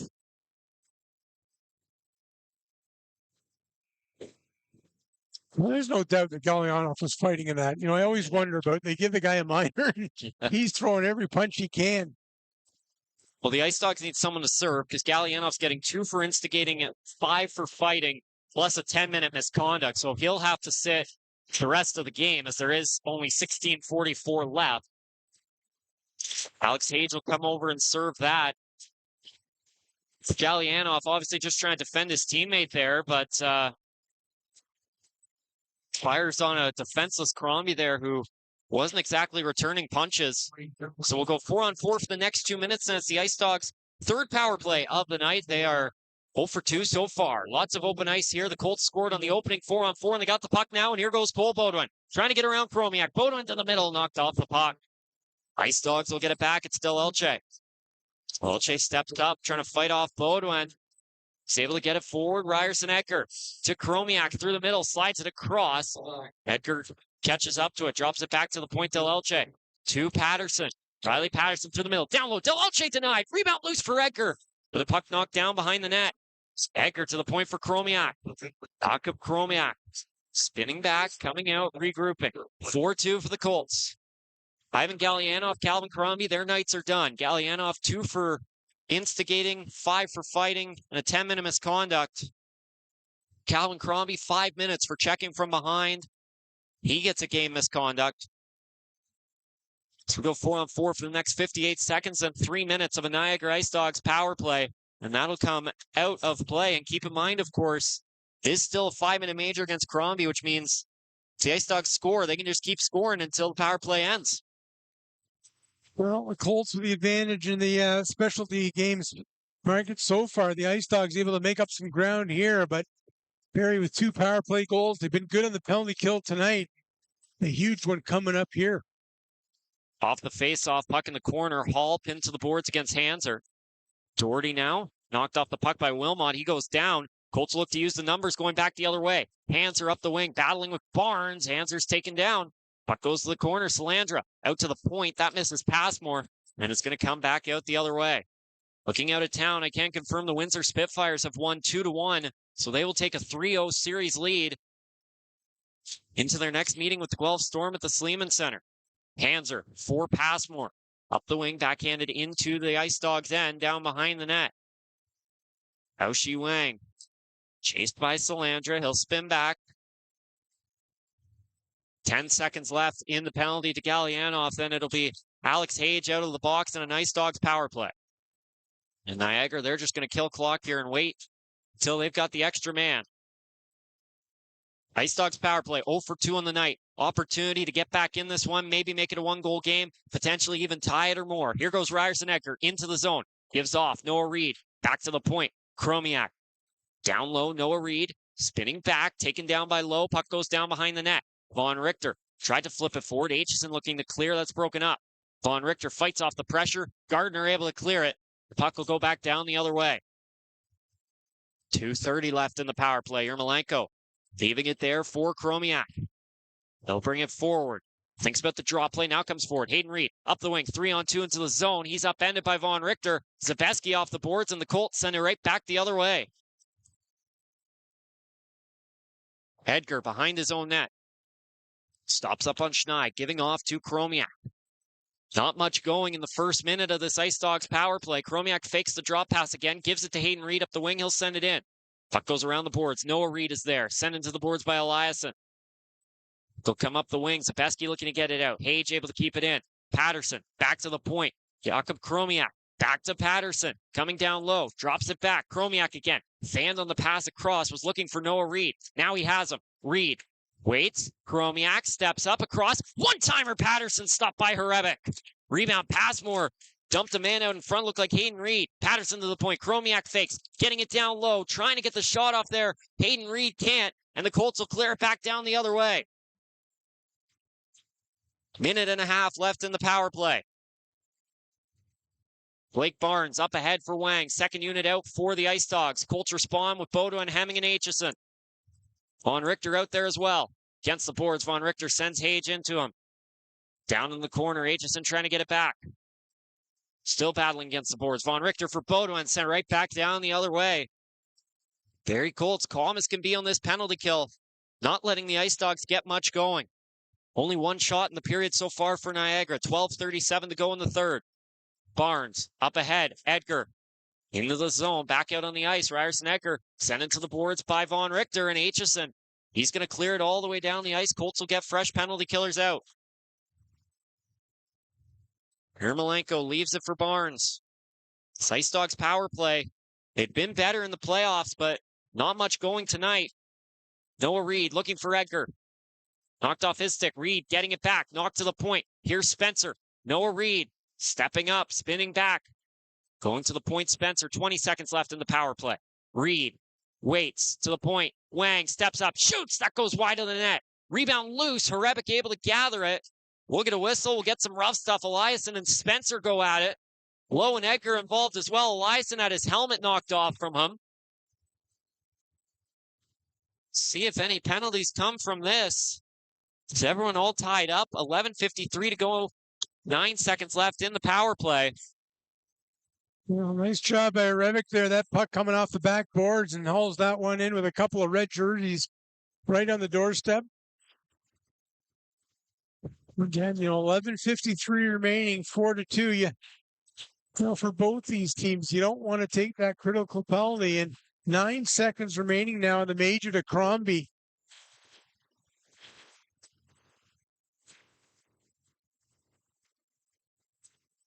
Face-off coming up in the Barrie zone. Another big draw coming up here. Possession, so important.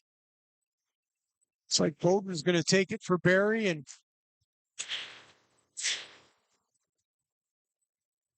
Edgar for the IceDogs. Colts win the draw. Von Richter around for Gardner. McCormick the one serving it. He's ready to come out of the box as it's cleared down the length of the ice. And a huge kill there from the Colts. Penalty kill perfect on the night.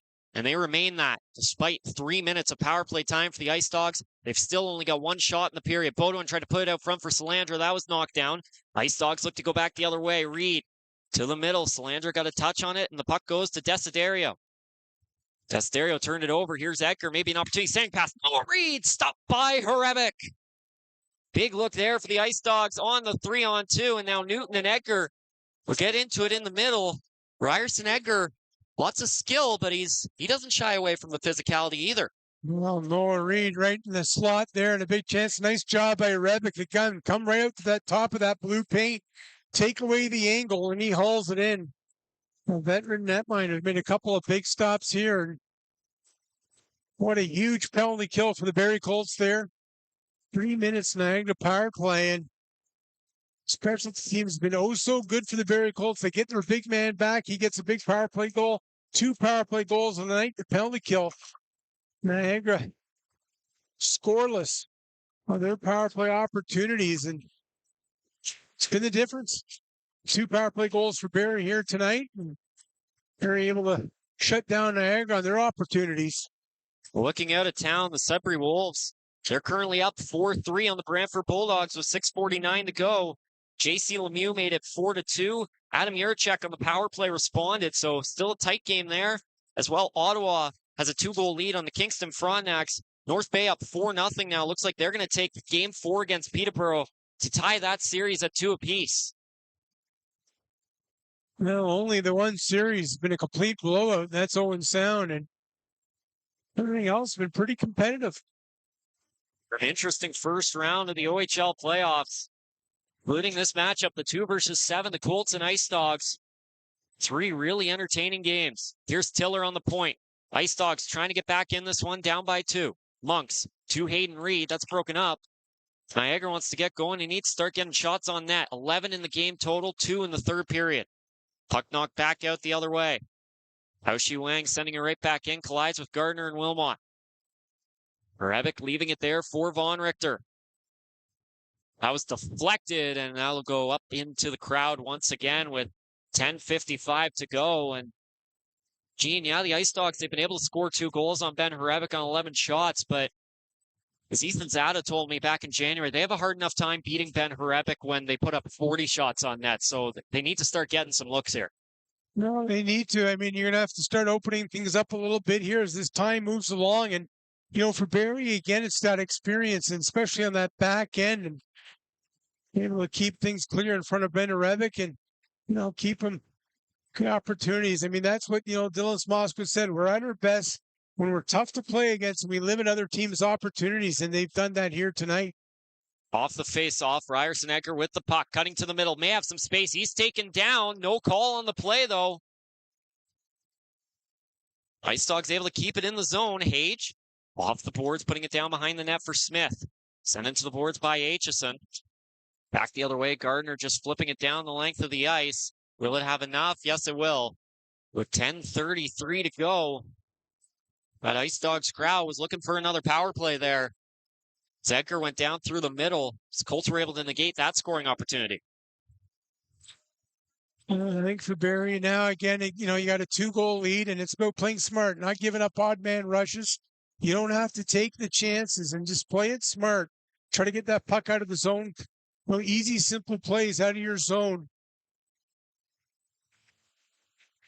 Dylan Smosquit talks about wanting to turn defense into offense. So obviously for the Colts here, they'll take their chances when they get them, but they're not going to force the issue. Chromiak, a shot. Save made by Rebick. He's taken down. Puck is loose, and he's able to gather it.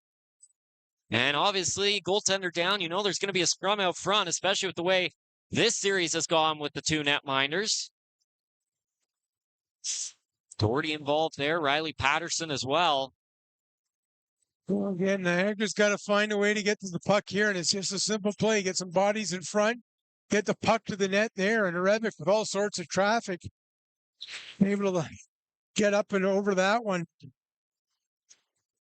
But again, I mean, another draw in the Barrie zone. I mean, he's become so big. You talk about face-offs and these late-game face-offs. I mean, possession is obviously huge, and for Barrie, it means, you know, the more they have the puck, the more they keep it away from Niagara. For the IceDogs, they desperately need that puck. Patterson kicked out of the draw here. Doherty will come in. Looked like on that play, Reed and Passmore were tied up behind Rebick, and that's what caused him to go down. Aitcheson coming around, backhanding it ahead, looking for Hemming. That's turned over. Noah Reed down low, block. Patterson, what a move past Von Richter, save. Rebick, rebound loose. Rebick gathers and tried to play it, but it's whistled down, and although Rebick tried to play it, I think it's maybe better for the Colts to just calm that one down. Riley Patterson, the former Colt, with a little bit of magic in front of the net. And what an opportunity there. What a big-time stop by Ben Rebick.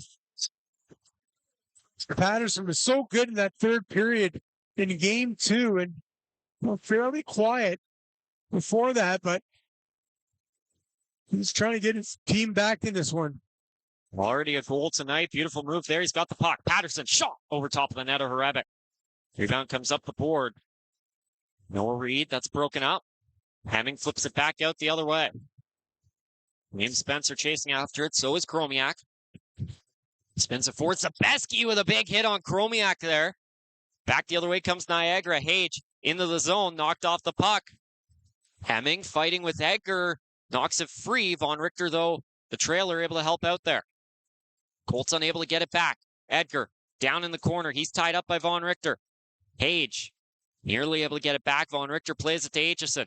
Baudouin up the wing. Hemming knocks that one down. Chips it past Hao-Shi Wang, and now he'll head off on a change. Fourth line out for Barrie. 9:20 to go. Wang for Edgar. Trying to go through the middle. Edgar has possession. Backhands it in. He's taken down by Desiderio there. No call on the play. Schneid trying to get around Hage. Goes down behind the net. Eliasson. Smith tied up with Emerton there. Goes Gabriel Eliasson. Takes a skate. Gets the red line. Sends it in. Now he's going to chase after it himself. Not often you see Eliasson that low in the offensive zone. Hayden Reed playing it for Barnes. That's off the boards. Out back the other way. Down the length of the ice. Icing waved off. Hall gets there first. Fights off Eliasson. Hall put down behind the net. Knopf there for the IceDogs. Knopf fights off Emerton. Coming up to the points. Tried to send it to the net. That was blocked by Emerton. And then Eliasson collided there with Hall. He's down. Unsure what happened there. And then Desiderio takes down an IceDogs player as well. Yermolenko thought there was a penalty. There wasn't. He has to retreat. Gardner up ahead. Desiderio knocked into the zone. Yermolenko leaving it for Tiller. Off the boards up ahead. That misses. Chromiak comes to the middle. Hanser now takes a huge hit from Knopf, who knocked him into the boards. Those two going at it. Now, confusion as to whether or not the play was over. No whistles. Passmore around the boards for Salandra, letting them play here in the third period. 7:49 to go. Tiller up the boards. Patterson knocks it down. Wilmot able to get it back for the Colts. Backhanded ahead into the Niagara end. Tiller around for Chromiak. Has possession, gets it back to Tiller. He'll take the hit from Salandra to make the play. Noah Reed up to Patterson. They'll bring it into the zone. Patterson looking to get around Von Richter. Takes the shot. Save made by Hrebeck. With 7:26 to go in the third period. A very heated shift there. As now Monk's getting into it with Hrebeck. Two of them exchange words as a couple times both teams were looking for penalties. Yermolenko wanted one so bad he started skating off the ice. Well, fans don't like it, but Hanser got tag team there and a big hit by two Niagara IceDogs there in front of the Niagara IceDogs bench. And again, you got, obviously the emotions, but you still, for Niagara, you don't want to take any penalties that take you out of this one. And the Colts, obviously, keep your cool and stay away from it. You got a 2-goal lead. And first and foremost, it's all about protecting that. Obviously not wanting to give the IceDogs any power plays. The more you give, the more likely they're going to score. Speski knocking it into the zone. Baudouin down behind the net, fighting off Spencer. He's been on him all night. Baudouin to the point. Passmore across. Aitcheson sending it to the net. Blocked by Patterson. Couple players going down out in front. Chromiak looking at Speski right now as Noah Reed sends it into the zone. Hrebeck around the boards. Baudouin knocked down by Edgar. Battle for the puck. Noah Reed trying to put it out front. That was broken up. Speski sending it around. Doherty looked for the hit. He got taken down himself. Here's Hemming. Gets it to the red line. Going to flip it in. Wang behind his own net. Chased by Speski trying to get it back. Wang able to get it out of the zone. Smith for Edgar through the middle. Edgar chipping it across. Doherty will chase with Eliasson. Puck goes into the corner. Eliasson with the hit on Edgar. Battle for the puck. Doherty goes down. Emerton gets the puck. He'll take the hit as he flips it back down the other way. Going down the length of the ice, not enough for icing. Delelche back there for the IceDogs. Keep in mind, we haven't seen Ben Reisnecker since his fight with Justin Hanser. Pass goes across. Here's Wang. Spins back on Lowe. Waits, looking for the shot. Blocked by Lowe. Pass across. Delelche's open. Save made by Hrebeck. Eliasson will send Smith out of the crease there. Niagara still looking to get back within one here. Oh, a nice job by again Hrebeck, able to haul that one in, no rebound. He's gone 6:03 remaining now, just trying to get pucks to the net. Shots now 33-15 in favor of Barrie. Well, you can see the Colts as well. They're just trying to get that puck to the red line, send it back the other way, and then reset. They're not too worried about getting an extra goal here. Just keep it safe. Win the draws, get possession, get that puck out of the zone, and work that clock as much as you can. Off the face-off, Hanser. Skating up, flipping it forward, glove down by Chromiak. That was knocked down. Spencer getting it back for the IceDogs. Carter Lowe trying to get it back. Puck comes to the middle. Patterson looking across for Hall. Gets a touch on it, gets it into the zone. Patterson takes the hit from Carter Lowe. Von Richter now will flip it out back the other way. Spencer over to Chromiak. From Chromiak. Waits, still has it, drops it back for Spencer. 5:30 remaining in the third period. Here's Hall up the wing into the zone. Takes the shot, save made by Hrebeck.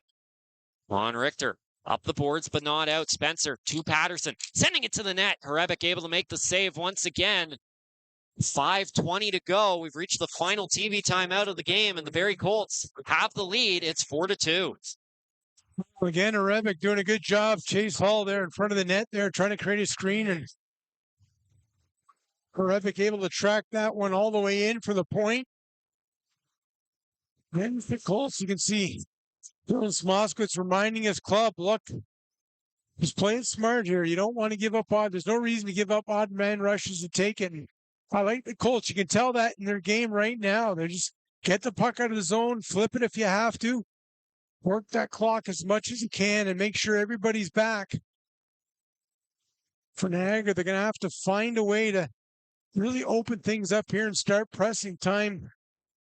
Now starting to work against them. And with 17 shots in this one, got 8 in this third period. I think Barrie 6.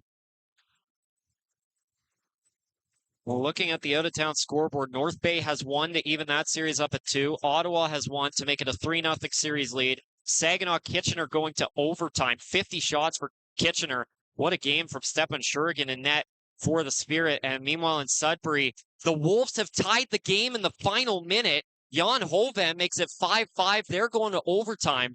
The Bulldogs, off of 4 power play goals, had it at 5-4. Hovan with a last-minute goal, 5-5 going to overtime at the Sudbury Community Arena. We're at 4-2 for the Barrie Colts. 5 minutes to go. Barrie looking to close it out. Aitcheson around for Salandra. Gets to the red line, sending it into the zone. Puck got past Yermolenko.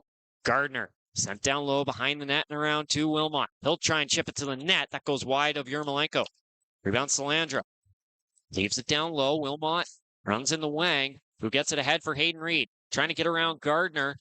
Gardner has him tied up, sends him to the ground. Here come the IceDogs. Noah Reed, couple players tied up outside the zone. Here's Barnes, steps up and shoots, but missed the net. 4 players tied up outside the zone. Salandra couldn't get it out. Barnes, another shot wide of Hrebeck. Rebound, Hayden Reed. Down low, Noah Reed. Aitcheson all over him, sends him into the boards. Passmore able to get it back for the Colts. Getting it ahead, Beaudoin. Back the other way, getting around Barnes. Beaudoin into the zone, stopping up. Beaudoin waiting, dropping. Here's Hemming. Has a goal tonight, trying to send it to the net. That was blocked by Tiller. Sabeski between the legs, gets it to Hemming. Drops it back to the point. Eliasson one-timer. That hits Sabeski out in front. Puck's loose. Patterson. Cross-ice feed for Smith. That deflects up into the air. Tried to knock it ahead. Turned over. And Sabeski just flips it in for the Colts. Time running out on the IceDogs. Less than 4 minutes to go. 3:45 exactly. Still needing 2 goals. Colts have possession in their own zone. Eliasson getting it across for Von Richter. Up ahead, Sabeski gets a touch on it. Knocks it into the zone. Chromiak there first. Beaudoin will tie him up. Hemming gets it back off of Doherty. Coming back to the point. Backhands it down low. That goes to Tiller. Colts will retreat and regroup. Smith to the middle for Edgar. Edgar coming in. Trying to get around the defense. That's sent to the corner. Lowe and Smith tied up. Lowe off the boards. William Schneid looking to go back the other way. Schneid backhands it forward, trying to get around Delelche. Sebastian Delelche in the corner, tied up. Jaden Newton in there to help as well. So is Edgar. Edgar behind the net. Newton gets a touch on it, trying to get it back for the Colts. Nearly had it. Delelche got possession, plays it to Wang. Wang up ahead for Knopf. That'll go down the ice. Passmore trying to defend. Knopf gets it back. His shot stopped by Hrebeck. 2:48 to go. Passmore just trying to keep Knopf down in front of him. Yermolenko heading to the bench. And it's going to be 6-on-5 for the next 3 minutes. Brendan Rebick just solid in goal, the veteran. Again, really not giving up any kind of rebounds. Haul that one in, kind of calm everybody down back there. And another big draw in the Barrie zone coming up, 2:48 remaining. 2-goal Barrie lead, looking to hang on here. Just simple play by Barrie, and that's what it takes. You got a 2-goal lead. You want to. Chromiak overskated it. Slander was nearly able to go for a break back the other way. Colts with possession. Passmore, Aitcheson looking for the empty net. Over Wang and just off the side of the net. And that will be icing with 2:34 to go. Looking out of town, the Greyhounds just tied the game late in the third, so they may be heading for an overtime as well. Should make it 3 around the OHL here in a busy schedule tonight. Well, that Western Conference, a lot of close games tonight. Ottawa over Kingston, what a big win to take a stranglehold on that one. Talking about strangleholds, I mean, how many shots totally did we give up in that?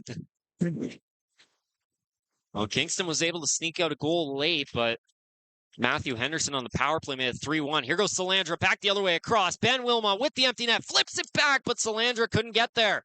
In the corner, drops it back. Gardner, a shot blocked by Patterson. 2:20 to go in the third. Chromiak. IceDogs need the puck back, knocking it around. Puck in the middle. Patterson was tied up with Edgar there, but able to get the puck. Turned it over to Wilmot. Scores! Bad turnover in the defensive zone by Patterson leaves Ben Wilmot with the empty netter. And the Barrie Colts are going to take game 3 as they lead 5-2 with 2:11 to go.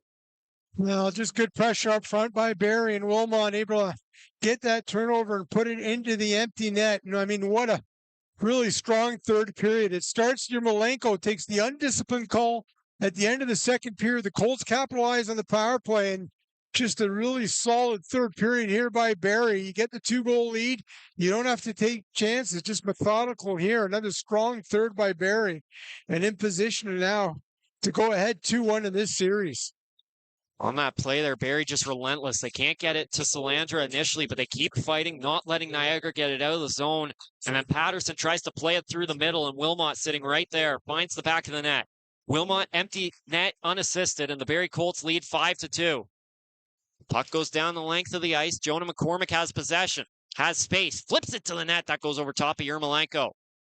Desiderio, past McCormick. Puck comes around. Cole Emerton plays it down low. McCormick missed the hit. Delelche, he's run over by McCormick. Puck goes down to the corner. Delelche gives him a couple taps. Battle for Doherty looking to go back the other way. Here comes Niagara. Doherty pushing it into the zone. 1:30 to go in the third period. Emerton around for Desiderio. He'll take a hit from Smith. Puck goes across for McCormick. He'll send it into the IceDog end.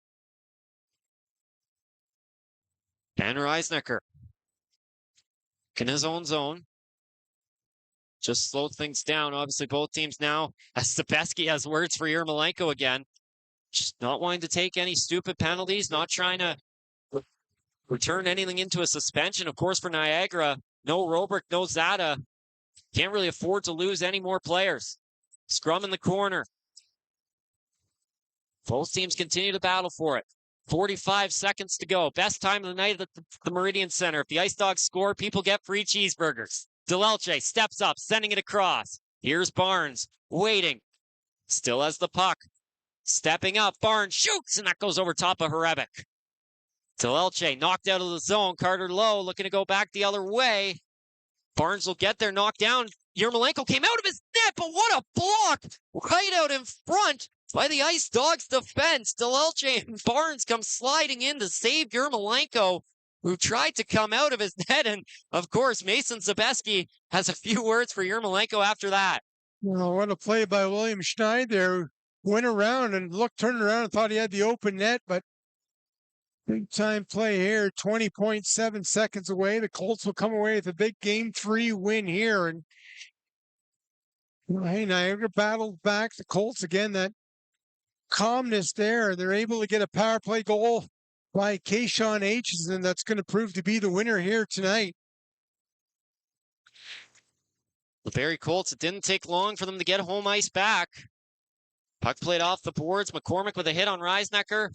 Puck goes down to the corner. Now Smith upending Emerson, Emerson taking him down to the ground. This will draw a crowd. Penalty probably coming to Smith, as everyone will get tied up here.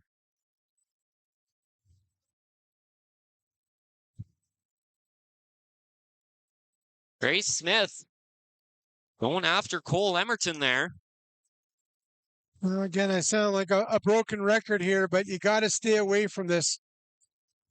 Well, I mean, obviously for Niagara, I mean, they're already shorthanded up front, and for Barrie, you just got to stay away. You got the win here tonight.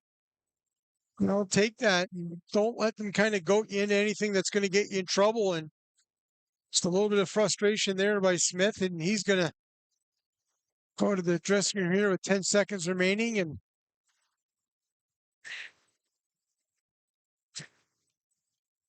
so Ray Smith down the tunnel, 2 minutes on the clock, which gives us one more chance to throw up the power play graphic.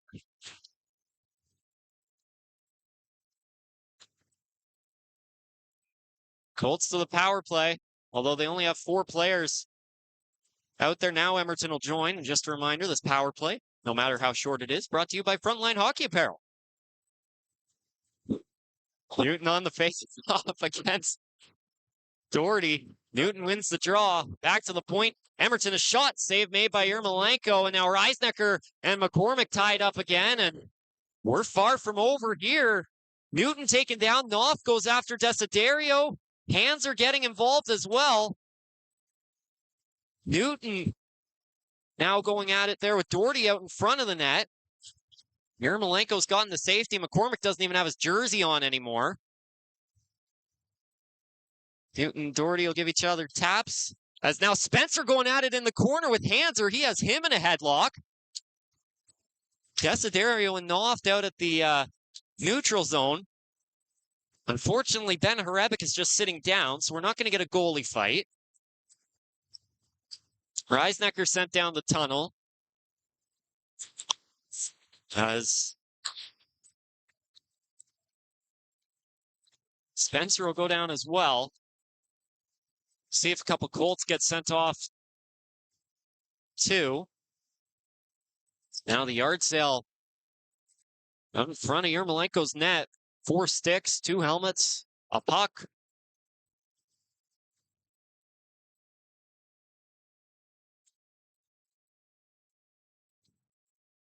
well, a little bit of frustration here by Niagara. And get the gate. And again, just get out of here and take the win. And 5.8 seconds remaining. I'm sure both benches, especially Dylan Swaskis, reminding his club, take the win and turn our attention toward Game 4 on Thursday. Again, the IceDogs will be without Chada. They'll serve the second game of his suspension. Obviously, as well, legal review. Calvin Crombie's check from behind penalty to see if any additional things will be warranted there. Dylan Smoskowitz still trying to figure out who he has to be able to put out on the ice after all of that. Spesky, Lowe, Schneid, Newton, Desiderio will come out to finish this one off. The old 5-forward look for the Colts. Monks, Knopf, Tiller, and DeLelche for the IceDogs. As the puck's knocked back to Colts possession, that'll do it. Knopf and Desiderio have words. Spesky as well getting involved. But that's going to do it. The Barrie Colts pick up the 5-2 victory over the Niagara IceDogs. And it didn't take long. They've got home ice back in this series as they now lead 2-1. Well, what a solid effort by the Barrie Colts here tonight. They came in, they did what they had to. They got off to a good start, good energy. And again, came into that first period even, but really they carried the play in that first period. Shots 20-3. And then after that, I mean, what a third period. Again, Yermolenko takes that bad penalty and you make him pay. The back-to-back power play goals, You take advantage of the opportunities you get. Barrie did that. And then after that, really, they shut things down well. And Niagara, not a lot of really good offensive chances in this third period. And it just really speaks to, this Barrie Colts team able to shut things down and play the third period. They played well all season for pretty much well in the third period. They do it again here tonight. Well, that's just it for the Barrie Colts. I mean, was there too much offense in that third period from them? No, but at the end of the day, they're just looking to shut things down, and it seemed like they did a pretty good job at that, not letting the IceDogs get anywhere close to Ben Horebic, not letting them get to the net, and then as well, they stayed decently disciplined there at the end. Yeah, things got a bit rough with 5 seconds to go, but Ray Smith going after Cole Emerton there with 10 seconds to go. Maybe in game 60 of the year, there's a couple Barrie Colts that come flying in and start throwing punches. But they came over, they draw the line, and they just try and make sure that Ray Smith doesn't go over the line and send Cole Emerton to the injured list. Yeah, again, you got to stay out of that. You got to stay out of it. If you're looking for a long playoff run here, you want your guys able to, get into the lineup, and you don't want to do anything. Obviously you want to stick up for your teammates here, but there's no doubt that kind of Smith mugged Emerton there late, and Emerton was just kind of trying to avoid that. Good job, and that's what you do. You take the win, you get out of here. Now you turn your focus to game 4 on Thursday. Now, game 4 will be Thursday. We'll have the broadcast for you as we take a look at the 3 stars of the game, brought to you by Craighurst Crossings by Georgian Communities.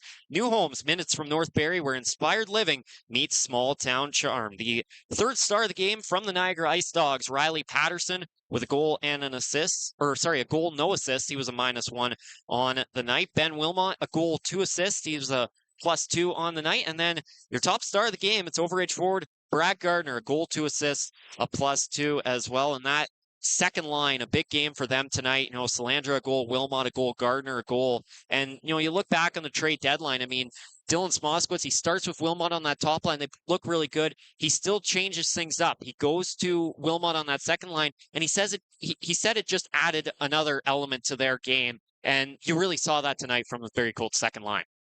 Yeah, I think he did. Again, Gardner, just as a crafty veteran there. And coming up with the big goals when they've had them, and again, this veteran core, they got to lead the charge. And Gardner came into this season knowing he's going to have a bigger role right off the start. You remember, he was their best player early on, and he's carried that all season here. But, Harp, you go back to this Barrie team here, you come off a loss at home, and what you going to do, right? You're going to panic. You're going to all of a sudden it's 1-1 series, and you're going to start to change things up. No, you don't. You stick with what's, done. And if you see this Barrie team in that third period, we've seen that time and time again, their ability to shut teams down. Not a lot of quality chances for Niagara. They limit the shots again here tonight. That's Barrie Colts hockey. How's that earmuff doing? You just love to like that. So that's going to do it here tonight from the Meridian Center. We'll be back here on Thursday evening. Puck drop at 7 o'clock. Live stream. Josh might not be. Josh might not be, apparently. Josh is walking home. Hopefully Mike Poirier has a voice by then, or else you'll be doing play-by-play. Well. Did I just earn a ride back? That's going to do it. No. Oh. That's going to do it here today from the Meridian Center. For Mike Poirier and Gene Pereira, my name's Josh McCann. Thanks so much for joining us, everyone, and we'll see you on Thursday. Hold on, I got to get the button. Oh, I'm going down. Oh, no.